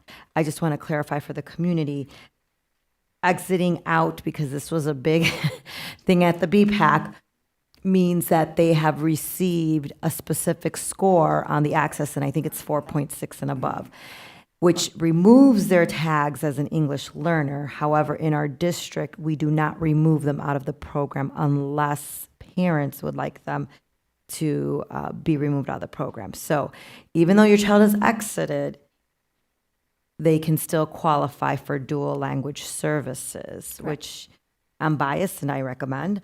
But families should have received a letter as well that shows what their child scored in last year's exam.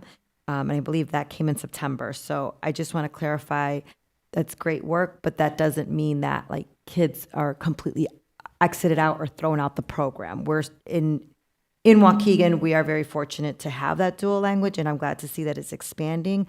But I would also like to see like more of a plan. It is hard to have students enter that dual language at the later ends of their academic career, 4th, 5th grade, right, with kids that have already established. So having a plan and understanding that if you are opening up new classrooms, if they're going to be not just kinder start classrooms, but you're opening up spaces for, 3rd and up, that there's a plan on how do you support those students that have not had dual language previously and have been accustomed to general education. And then again, having that verbiage out to families as well about the importance of once you're in it, sticking with it, because it doesn't work if we have families constantly shifting out. And a lot of that is preventable if they understand what that first year is going to look like.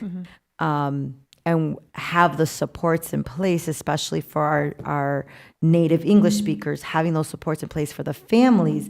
What can they do at home to create a bicultural environment, biliterate environment, when they themselves may not be bicultural or biliterate?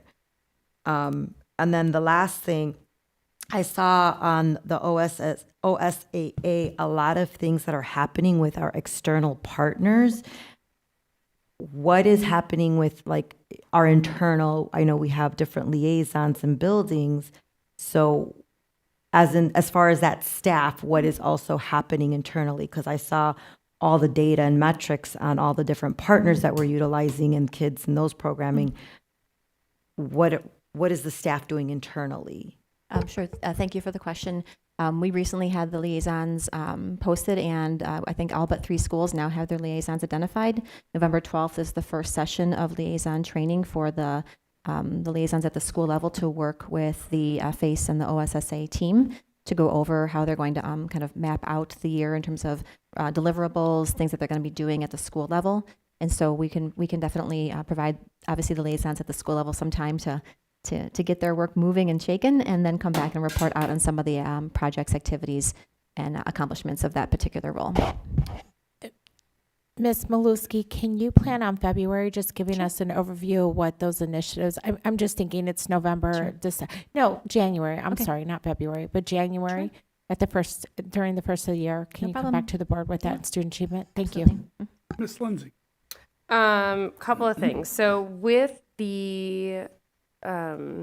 with our reading program and our literacy approach, I want to know how our students are feeling about it, because like we're into the process and it's a bit of a change from prior years. So how are they feeling? I know my kids are kind of talking amongst themselves because I have a range of ages, and they're like, oh, we learned about that, but now we're learning X about that. So like they're really developing that knowledge base in broader areas as they go through the programming. So that's just something that I'm curious about, if we have that or if that's a follow-up. I understand if it's a follow-up. I will take that back. I'm going to guess that's a fine. follow-up, Jen. And along with Miss Fabian, I'm really excited that we're continuing to expand the two-way dual language. I love this program. I am so thankful my kids are in the program. I personally feel every single one of our schools, like all of our students should be in the program. You go internationally and these kids know 3, 4, 5 different languages, you know, and it's a widely spoken language in the United States. So it's really preparing all of our kids with the best foot forward.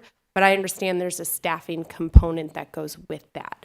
So I was talking with Ms. Fabian that if we could utilize the teacher grant to encourage those without the Spanish speaking skills to get that education so that they can support and we can start to expand that program. I think that would be useful. My other concern in this area is when it comes to our gifted or academically accelerated students, there's not enough programming for it. And it's extremely frustrating because just because you don't speak English doesn't mean you're not advanced in your academics. And I understand we need to support our kids that aren't meeting grade level proficiency in areas, but we still need to challenge and support our kids that are. And I think that's one of the biggest frustrations with me is that it's an area of weakness in my personal opinion. And I understand previously, one of my takeaways, and I like stored it in a box that this is what we do. From my understanding, we're still providing ESL courses for our parents, correct? Like that's still something, okay, I'm getting a head nod. Yeah, it's usually second semester. So if we can make sure we really advertise that for our families, it could be really beneficial. I don't know what the communication has looked like around it previously, but I really want to make sure our families are utilizing that as a resource. I know CLC does it. I know the library will do it, but we as a school district also do it. So it would be great to see some increase there. With regard to the school leadership, I didn't hear any information about Fulcrum and how our principals are responding to that support that was in place. So that's an area that I would have liked to have seen in the presentation, just to get a feel for that investment that we made. And then with OSAA, Q1 is over. We're halfway through Q2, and we're just assigning school liaisons. Liaisons were approved and posted at the middle of early October. October. Yeah, and Okay. so they had to post for 10 days. Yeah. Then we had to go through, by union contract, we had to go through an interview process if Okay. there's multiple applicants. And so Miss Laura, Shakidia, Deshauna, and Jenna, as soon as they were able to pull applications and make heads or tails of who they had as applicants, they conducted interviews, I want to say early last week, a week before. And so we've done everything in alignment with our posting timelines and our contractual timelines. I understand that, but my concern is that why didn't we do that sooner, right? And so I understand we have some new hires in the district, and that might be a position that they might be excited for, but maybe it's not a first year assignment, right? So my frustration is that we're partway into the year, and it feels like it's just getting off the ground. Like you went through the process per the timelines and the structures in place. I get that, but like There were some things that we were trying to. I can answer that. Okay. Is that Thank you. okay? Please. Yeah. So in complete transparency, we had some really big concerns with our budget this year. Okay. And we were discussing the budget, as I see misspoke. That was an item that we held for justification of, was the money coming in? And this is when we were looking at grants that weren't coming in, 21st Century wasn't coming in. So we did not want to pull that lever. I almost used the wrong word. I did not want to pull that lever. We did not want to pull that lever as of yet. And then once we seen the funding coming in, that's when we did. So I want to own that was stopped on our part because of finances at the beginning of the year, the uncertainty of the finances at the beginning of the year. But once we had an overview of the landscape, we decided to move forward with it. Okay. So that was by no means on the FACE department or academics. I will own that decision personally. Ms. Fabian had her hand up. Well, I had one more piece. Go ahead. I'm really glad that the state is looking at the New Mercy Plan. Unfortunately, their timing doesn't align with our board meetings because we have a board meeting at 6 p.m. and their Chicago office is holding it at 4 p.m. So I don't think that's anything that the board can attend. But I'm really hoping as they're doing this listening tour that we don't end up with a trendy approach to math. You say that, but I'm really hoping that we don't, because kids are bringing my math homework or bringing their math homework and I'm helping them and I'm trying to teach them the understanding of it and then how to do it accurately and efficiently. And it's not lining up with what they're doing. And so like, I get my brain is many years older compared to them and there's different approaches. But I'm hoping that, one, it's not trendy and it's actually effective. And then two, I'd be curious to see how it aligns with the investments that we made, especially when we're looking at, when we were sending teachers to Tokyo for Impulse. Yeah, I think that's how it said, for the Impulse program. So I'd just be curious to see what the state comes out with. That's all I had. Thank you. Ms. Fabian. And then just one final thought to Ms. Lensing's point about the ESL classes, and also with the dual language, we talked about different ways of expanding our staffing. So the other issue, and I know from when I was working in the district, we also have a lot of subs that are native Spanish speakers, and the only thing they're missing is that one English test that's very difficult for them to overcome. And creating an ESL program specifically for those teachers to help them pass that test, so then we have certified bilingual teachers. So that's just another thought to add to those ESL classes for our teachers, for our subs. Ms. Hannah has her hand up again.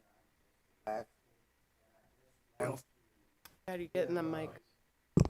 I want to give a heads up. Something I learned in the 27-28 school year, that all of the what do you guys call them? Vendor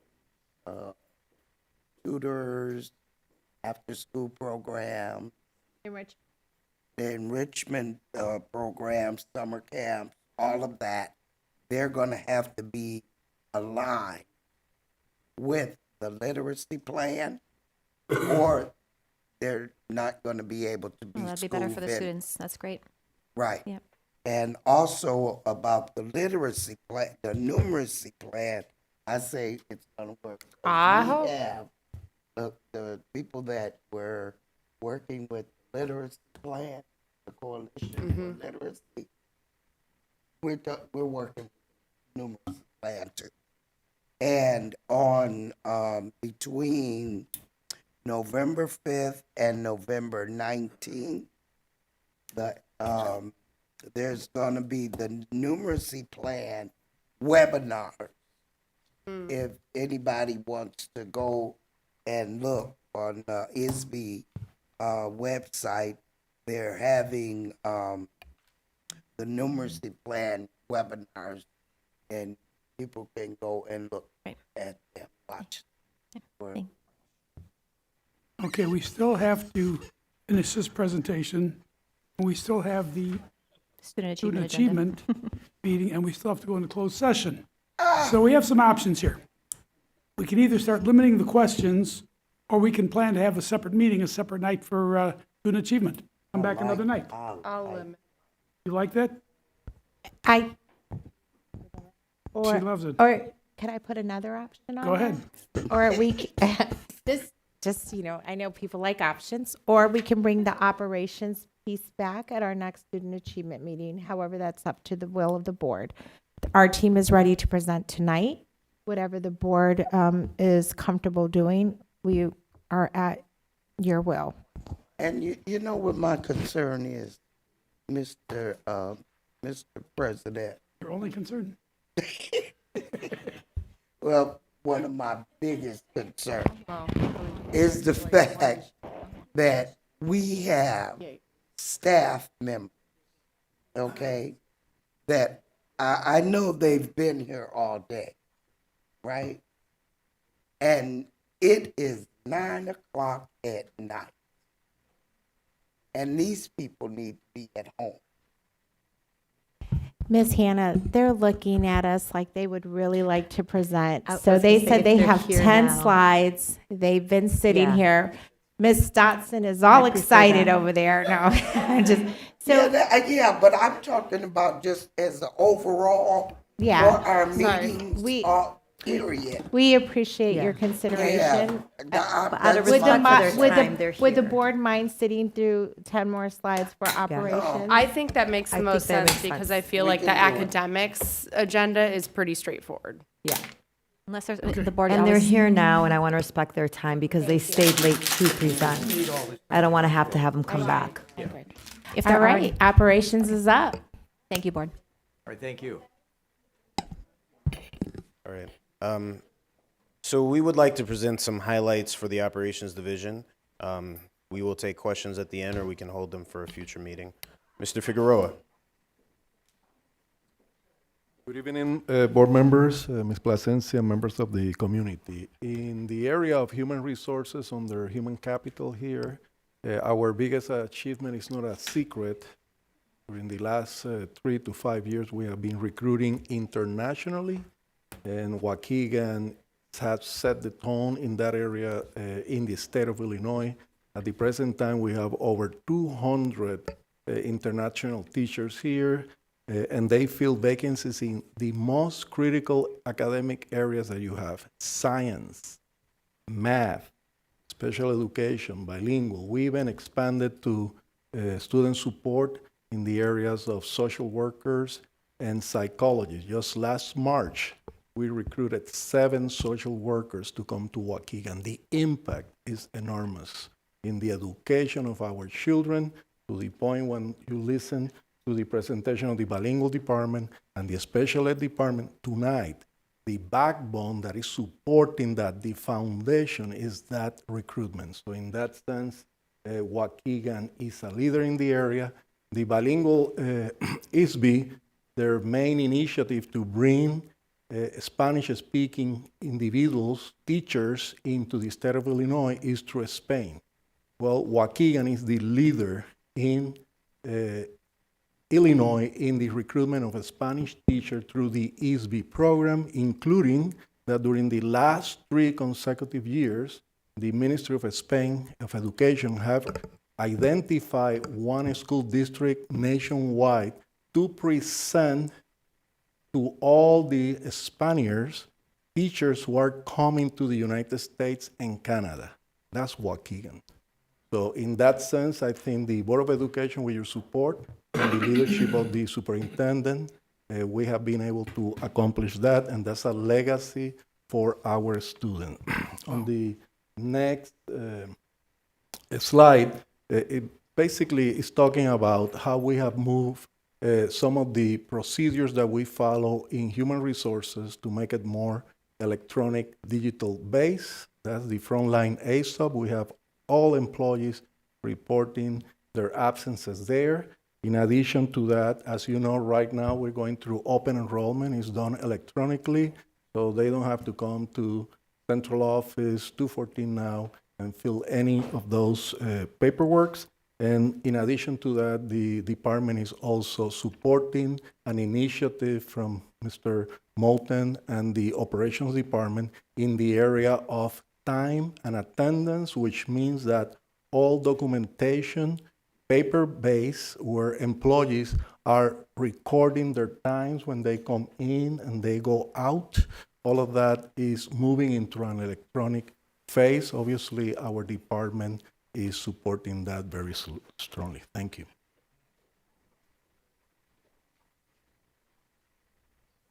Thank you, Mr. Figueroa. Thank you. So, right there is fine, Mr. White. Thank you. So I did just want to highlight a couple things here on behalf of Mr. Wilson and his area. We have 100% of safety officers CPI certified, including refresher training for our full-time and substitute safety staff. We've also achieved 100% fill of our vacancies in the safety area. Next slide, please. And this continues on through human capital, but there is an emphasis on certain areas in human capital through PD we wanted to highlight. That's the ALICE training as well as de-escalation training for all staff. We have listed data, and we've actually updated this information since the last meeting regarding those individuals who are CPI certified as well as certified to be instructors. We did a comprehensive building safety audit through a third-party consultant. We've made various updates. One example is our staff ID that we've had the same template for several years. And we've also enhanced the safety department staffing to support the ongoing and new needs in this day and age within that area. Continuing on with safety, we do have a strategic calendar. We've emphasized quite a lot of PD within the safety area. De-escalation, as well as different areas of support, which I'll get into further a little bit later, as well as mutual respect. We do have a comprehensive administrative attendance security system, and I know that title may be a little, but we did have an initiative to make sure we're able to track the whereabouts of our students when they're within our school buildings, and this allows us to do that, as well as our comprehensive threat assessment and training for our staff. Mr. Wilson takes great pride in doing support within his area to help support the human capital, as our safety staff is typically the front line within our buildings for our staff, our students, and our visitors. They've done the Narcan training, but they've also done a lot of culture building within their department, as well as with the Waukegan Police Department, and you see some photos there of that.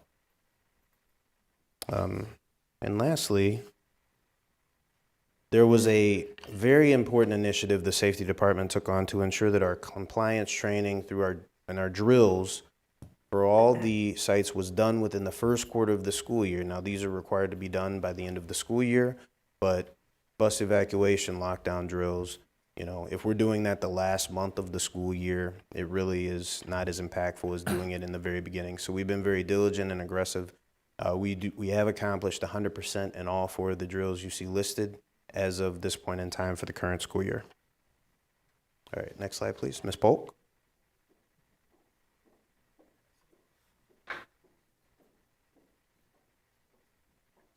So Board of Education, Superintendent, colleagues, and community.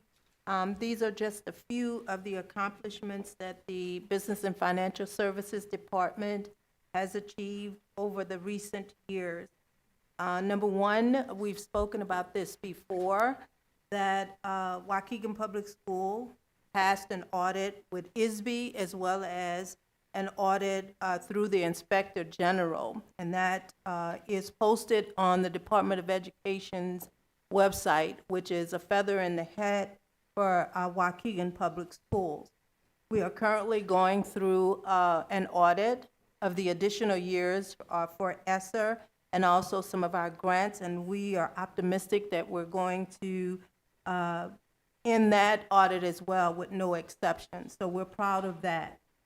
We were able to, as you remember, to raise our bond rating from an A to an A+ with Standards and Poor's, and that's a stable rating. And so we're hopeful that we'll be able to maintain that. We've done that in turbulent times in the past, And it's our thought that we're going to be able to continue to maintain that rating. And I think that's stellar work on behalf of the Board of Education, the superintendent, and all other workers within the district, because we've been in a time where finances have not been all that great, but yet we've been able to maintain a bond rating through a top rating agency in the country.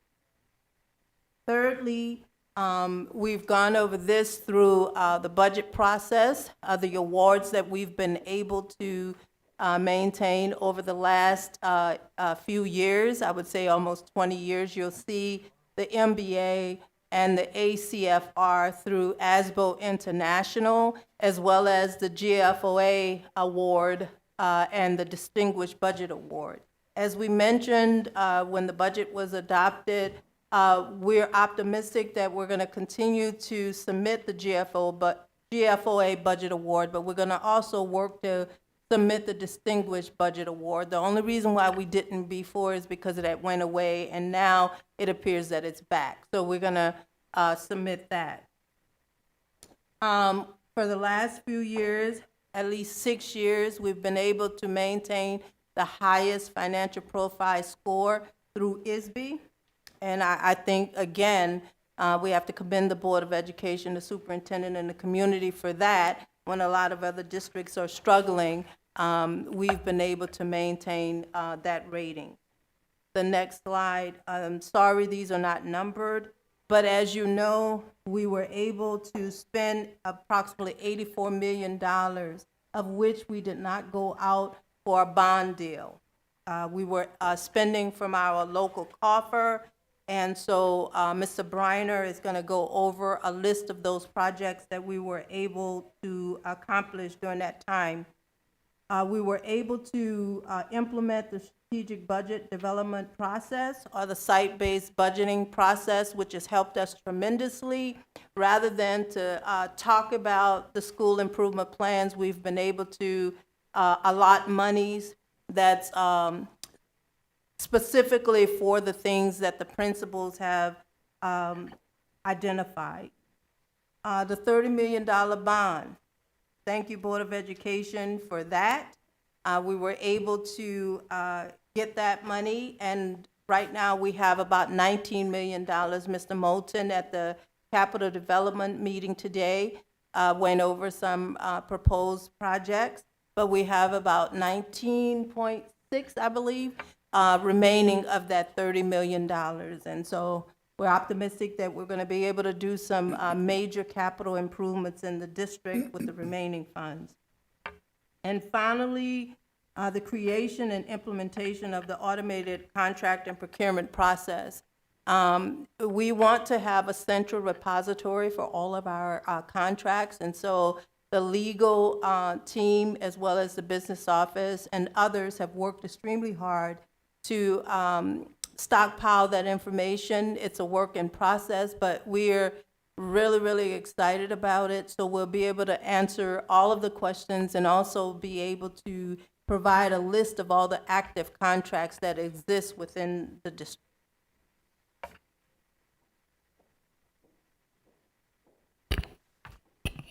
Good evening. A completion of the capital improvement projects. Brookside Campus roof replacement, new roof for the entire building, $10 million. Hyde Park Security Entry Administrative Office abatement, $3.2 million. Washington Campus concrete repairs in various locations, $600,000. Washington Campus parking lot extension, $600,000. North Elementary parking lot extension, $400,000. Hyde Park abatement Phase 1 and Phase 2, $94,961. AOEC window replacement, new extension windows, new exterior window, $1,258,356.30. Security entry vestibules at Carmen Bruckner, Greenwood, and Abbott, $229,582.43. Waukegan High School domestic boiler replacement, $175,979.25. Excuse me. AOEC window replacement, JROTC renovation, $1,558,356.30. Leveling of concrete in multiple locations throughout the district, $88,145.50.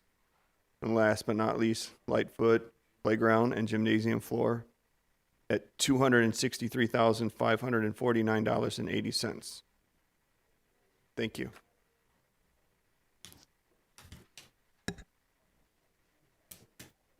Sure, go ahead, Ms. Hannah.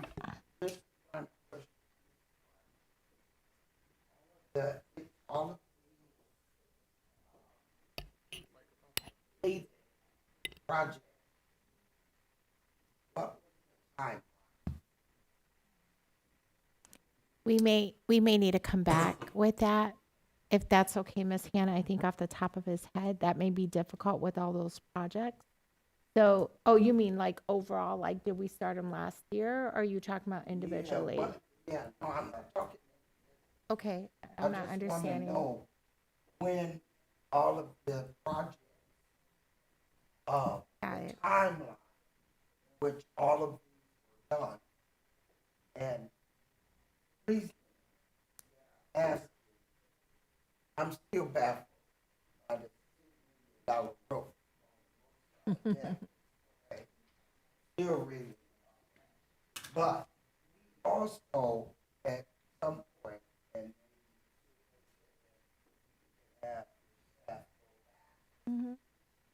and look, find out when we did the roof at Washington.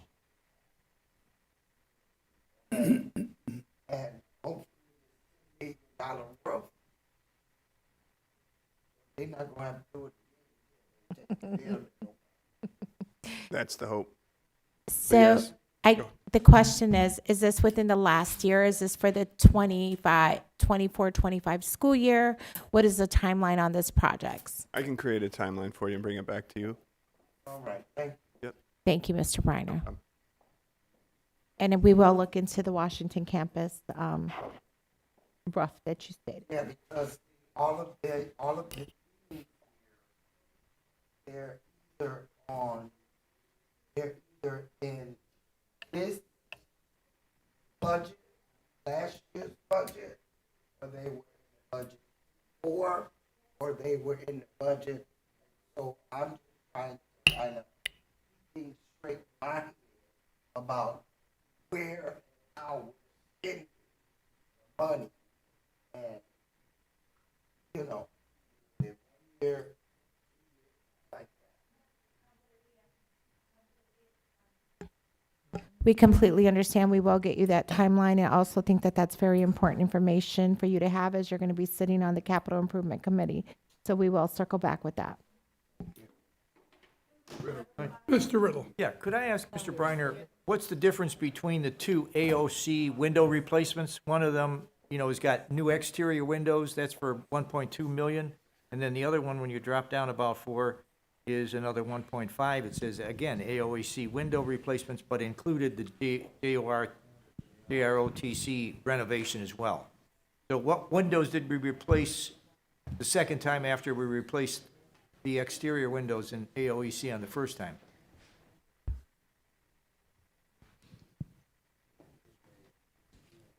Board members, if I could just clarify, I believe that the roof replacement was, can you hear me? No, go. Okay, the roof replacement was not Washington, it was Brookside. Yeah. And I know that. yes, Oh, I know that $10 million yes, was Brookside. yes, But we also did. yes. And this, I don't know if this was before your time or it was definitely before this administration, but I really would like to know. We'll find out. Yes, and then also, these projects span from about 2016. That's when the Board of Education started asking us to reserve money, and if you remember, we initially reserved $12 million, then we did two $30 million reservations of funds. And so those are just a few of the projects that's a part of that $84 million that I spoke about earlier.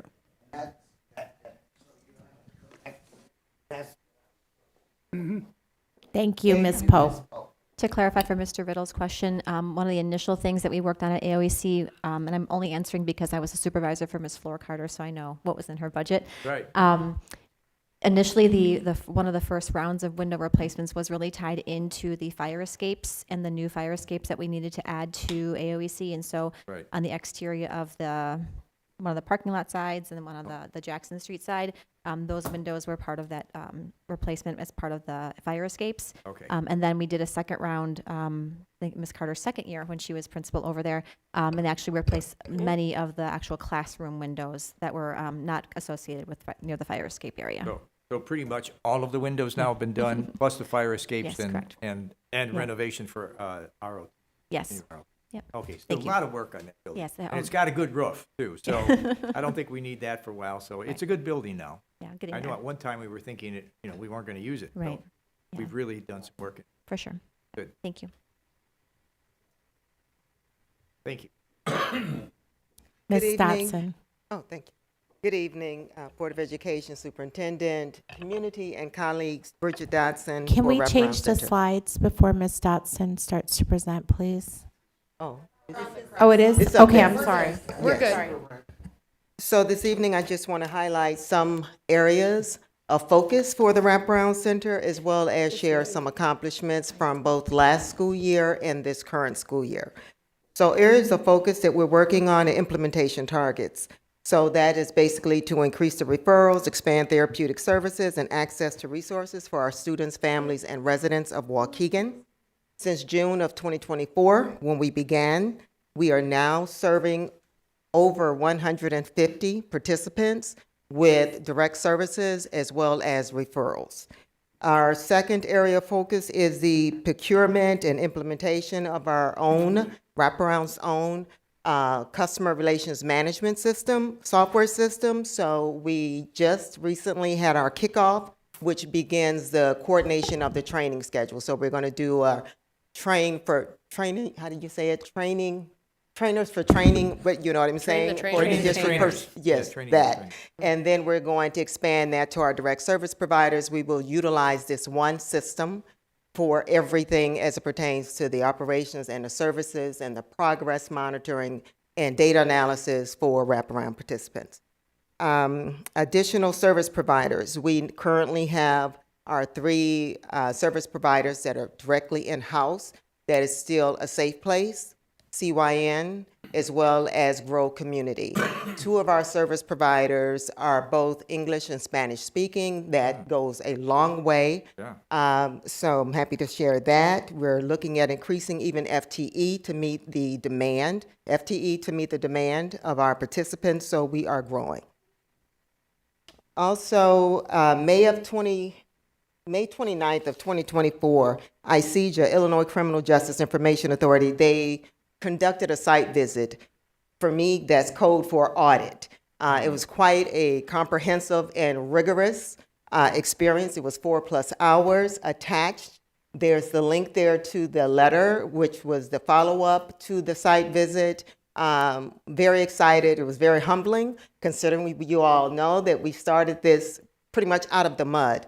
And to receive the write-up that we did after being in our facility, our space for 4.5 hours, great achievement.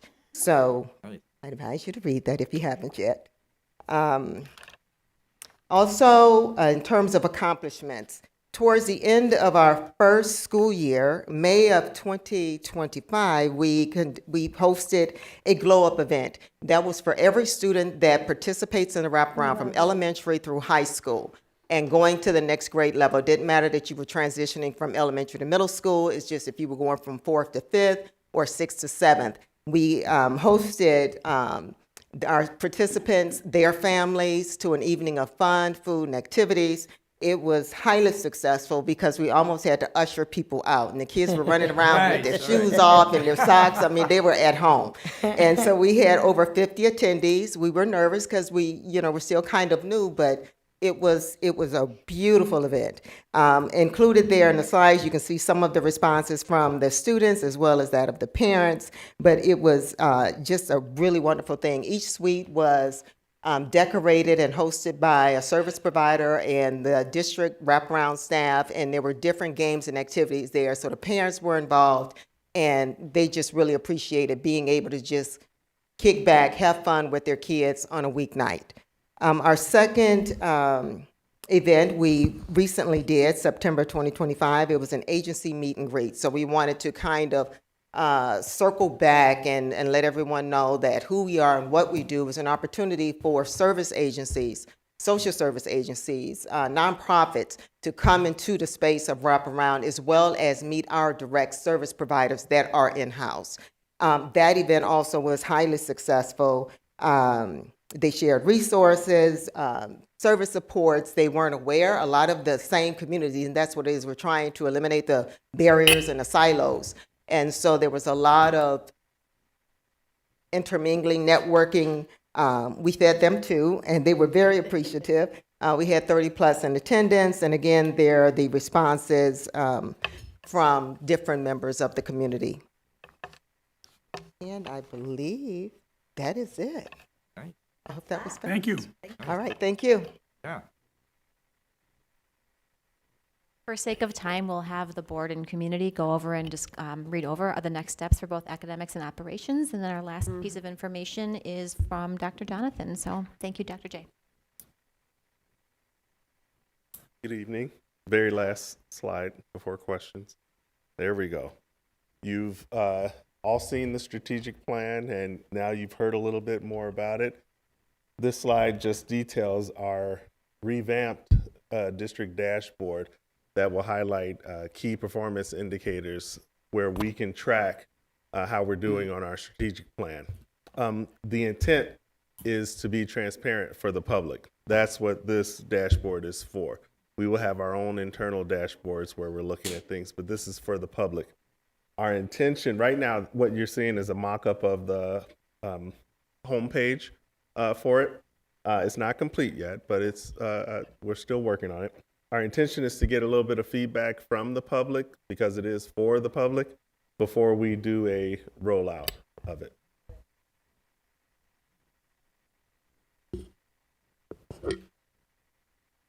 Thank you. Ms. Lindsay? I just wanted to touch base on a couple of quick things. One, I understand with the safety department, they are collaborating with NICASA, and I just want to thank NICASA for their continued partnership. Not only are they helping our adults, but they're also helping our middle schoolers with substance abuse prevention. So I think they're doing a great job for us. I also wanted to just comment that the drills that were completed with Miss London, that's in coordination with our Waukegan Police Department. And I just want to thank our other city services that are being efficient with their time to make sure that we are completing these in a timely manner. Of course, as always, the financial office is doing a great job. Those awards are lengthy, and I expect them to continue to come because we have nothing but greatness coming out of that office. I also want to touch base on our wraparound center. I'm excited that we're growing. I'm very excited to see what further services we can provide to the community. I'm glad you invited others, other city officials, so they're like, oh, this is what this is. It's like we want the community to use this resource. And in sitting in board reprimands, to be able to look at a family where a student has had behaviors that are quite clearly in need of these types of services, to be able to say we have something in the district to point you to, whether it is that direct service or the referral, is such a great asset. So I thank you for all of the hard work there. And the dashboard, yes, is going to be great transparency. So I'm excited to see what that's going to look like as well. Yeah, sure. Thank you. And that's the end of the presentations? All right, I'd like to ask for a motion to adjourn the Operational Services Committee meeting. Moved. So moved. Okay. Motion by Ms. Lenzing, second by Mr. Riddle. Okay, All in favor? Aye. Opposed, motion carries, meeting is adjourned. right. Another meeting ahead of us, and then a continuation of the first one. Right. Yes, ma'am, we got academics. But this one Yeah, we should do. be. It's very, this one it's should be very light. direct. Right. So Ms. Hannah, so we've got like Lewis is doing their continued trips for the year. Then we have Oh, yeah. different middle professional school. development. Told? All I right. don't, yeah. Are we doing the student Hello, achievement? yes. Okay. We need to go, no, we need to I start the meeting. can't tell you, boo. Okay, we are going to start the student achievement meeting. Are you doing that? too? We can have them email questions. He's on his way. Maybe that's what we need to ask. Here he is, here he is. Why? Personnel. Personnel item. Yeah. Personnel item. Personnel. Okay, hello. Yes, thank you, thank you. As soon as you're ready. If there's no question, Oh, you know better than that. that's up to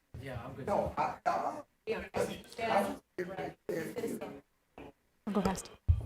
Roll out. Meeting minutes. That's what the whole meeting did.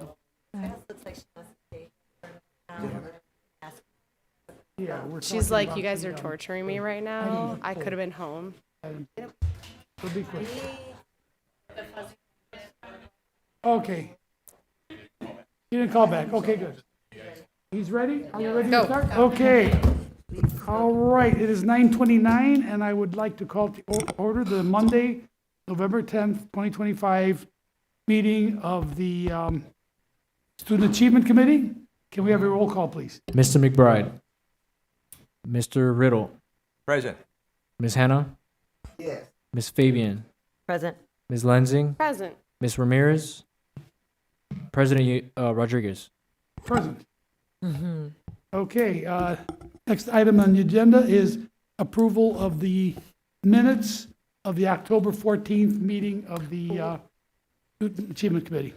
Mr. President, I couldn't read those. I didn't see an attachment there.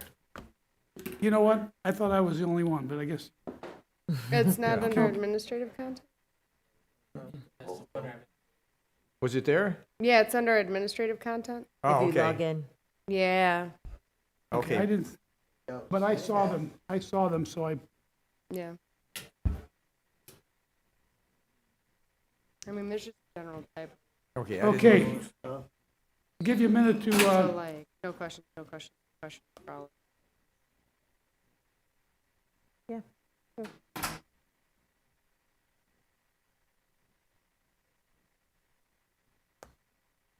All right, we're good to vote? able to get in, Rick?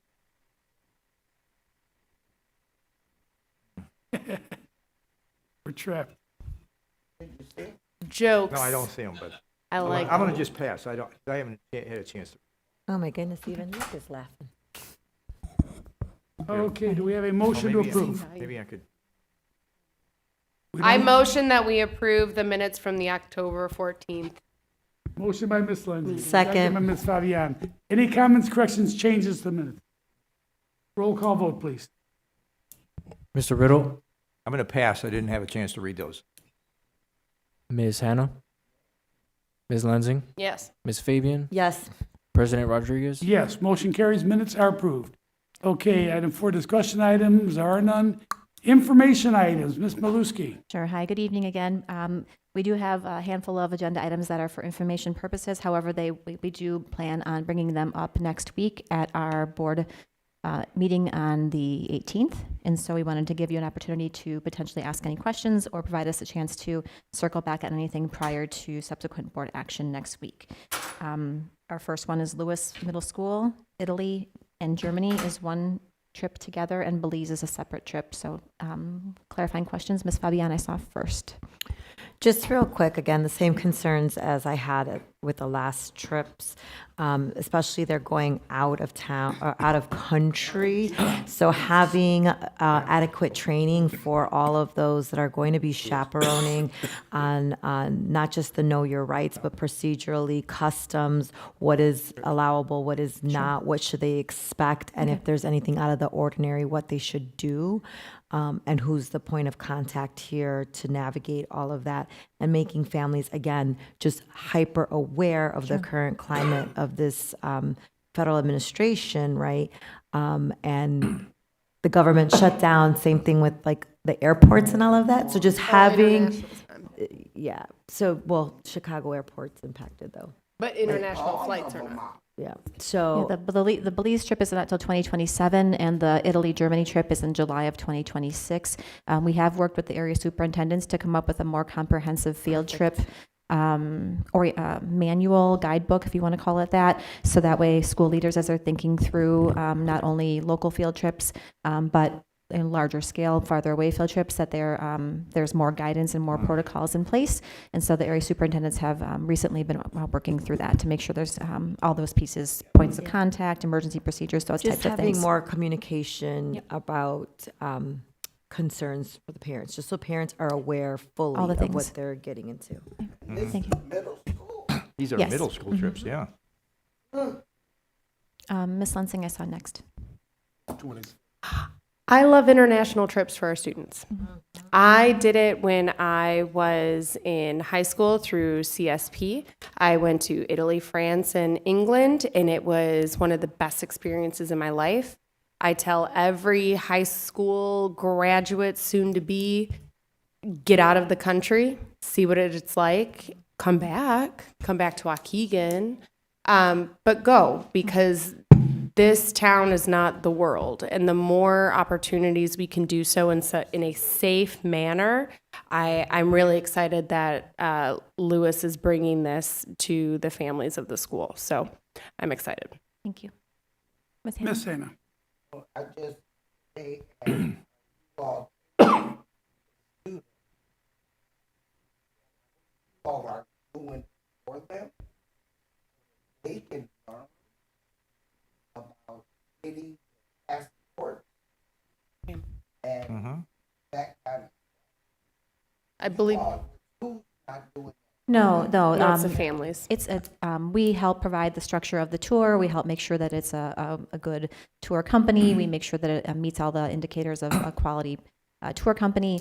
But in terms of like helping students fundraise, we'll definitely help with that aspect of it at the school level. But in terms of, actually booking the flights and having to produce their citizen paperwork, their passport and things like that, that'll be something that the families we'll teach them how to do that. We'll work with parents around how to go with your birth certificate, with your, all those things. We'll help the parents understand. Right, but the parents and the students would be responsible for getting those. Right. It's hard to do when you have timelines and you think you can go quickly, but you can't. It takes time. Right. Yep. All right, thank you. Yeah. Mr. Riddle? I just second Ms. Lensing's comments. I think, education, trips are educational, and it opens up the real world to our kids. I know it's expensive, but the kids are going to fundraise for it, so I think that's great. Okay, thank And I you. hope, they get enough children to make this worthwhile, and they can go. Yeah, thank you. Thank you. Next item. All right, letter B is the AMLE, American Middle Level Education Institute for Middle School. Juarez Middle School has requested for some of their team to go to that conference. I'm just going to make a comment that these dates are June 28th to July 2nd, 2026. Thank you for this amount of advance notice and getting organized. Thank you. Right. All right, next item is AVID Institute 2026. Again, this is also in 2026 July 2026. Right. Same Glad to see they're doing this, because I think Avid is such a great program, so I'm glad to see we're training more teachers. Thank you. Wonderful. Next item is the National Science Teacher Association NSTA Conference. This is in April, and it is for the academic chair at Brookside Campus, Ms. Zenasak. Ms. Fabian. So just real quick, again, looking at these scanned PDF forms, ensuring that they're completed. And it looks like this one's missing meals unless they're providing unless that conference is providing all the meals. So again, just so that We'll double check before we bring it back. staff knows and is aware of their limits. It's fair. We'll bring it, before we bring it back on Tuesday, we'll make sure. Thank you for that. Sorry, I went too far on my phone and pressed too far over. Next one is the Art Education Conference in Chicago. It's in March, and it is for one of our teachers at our high school to attend the conference in Chicago related to the work that she does with our students in our art program.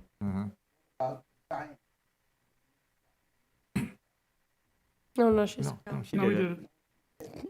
No. She said, yeah, Yeah. do you have another question on that one? Okay.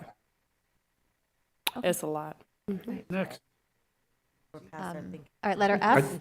Just to say that I think art is terrific. I know I saw the art projects that during the showcase end of last year that Clark did, and whoever the art teacher there is just phenomenal because those kids did some beautiful things during the year. I think art is really important, just as music. Sometimes we don't think of those, they're not academic, but they're very important to life. So Yeah, they really hook kids into coming to school. So the more we can continue to expand those types of programs, gets them in the door every day. yes, Yeah. great. Miss Lansing, did you have a question about the? I was waiting for F because you Okay. started that one. I'm really excited to see this come through. I think it's very important.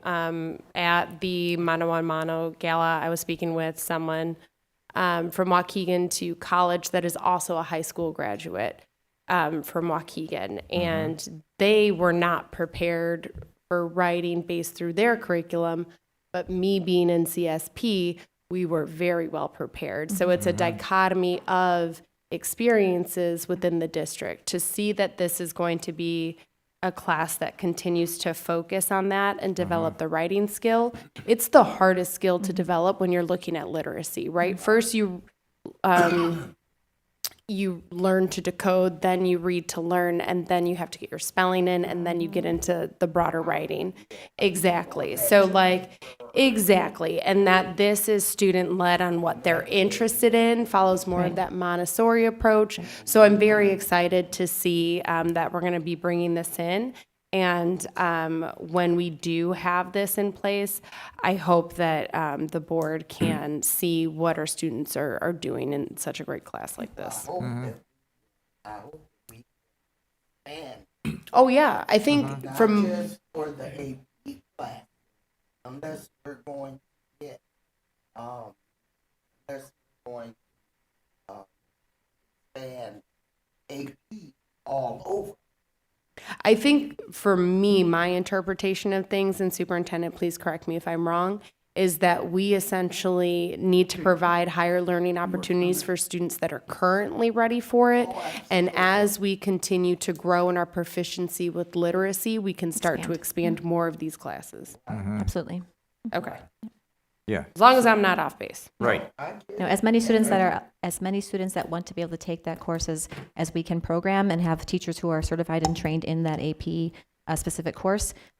Students are doing course requests now for next school year already, and so we are, as many students as who want the class, we can program the class, we will offer as many sections as we can. Right. Gotcha.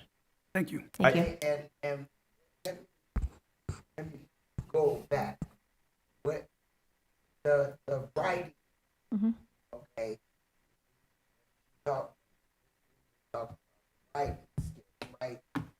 Those writing, all of them, particular high school, Yes, so that they know how to correct. they know which writing style. Yeah, writing is a required part of our literature courses and cross-disciplinary units, and so as we keep helping refine those units of instruction, writing is a required component of all of our writing-intensive courses are required. Right. Mr. Riddle. Yeah, I just think this is a terrific course to have. It's not only writing, it's research, and it's also oral defense. So the students are going to learn what the skills that they need, not only in college, but through life, to do research. So it's great. I think it's wonderful that you're pursuing this for an AP research. And Great. thank you to the high school team who brought it forth as a proposal. We're very thankful Yeah. for the teachers who brought it to us. And this Thank is you. giving something to the students, as we talked about earlier, who maybe aren't challenged enough. Sure. They can do something in depth. Absolutely. Yes, absolutely great. Yep. All right, thank you. Letter G, renewal of branching minds. And then letter H, Infinite Campus, campus workflow. So just a couple add-ons to our current Infinite Campus suite. Right, sounds good. All right, thank you. Thank you. Thank you. All right, I'd like to ask for a motion to adjourn. So moved. The student achievement meeting, motion by Mr. Riddle, second by Ms. Lindsay. All in favor? Aye. Opposed, motion carries. Meeting is adjourned at 9:43 PM.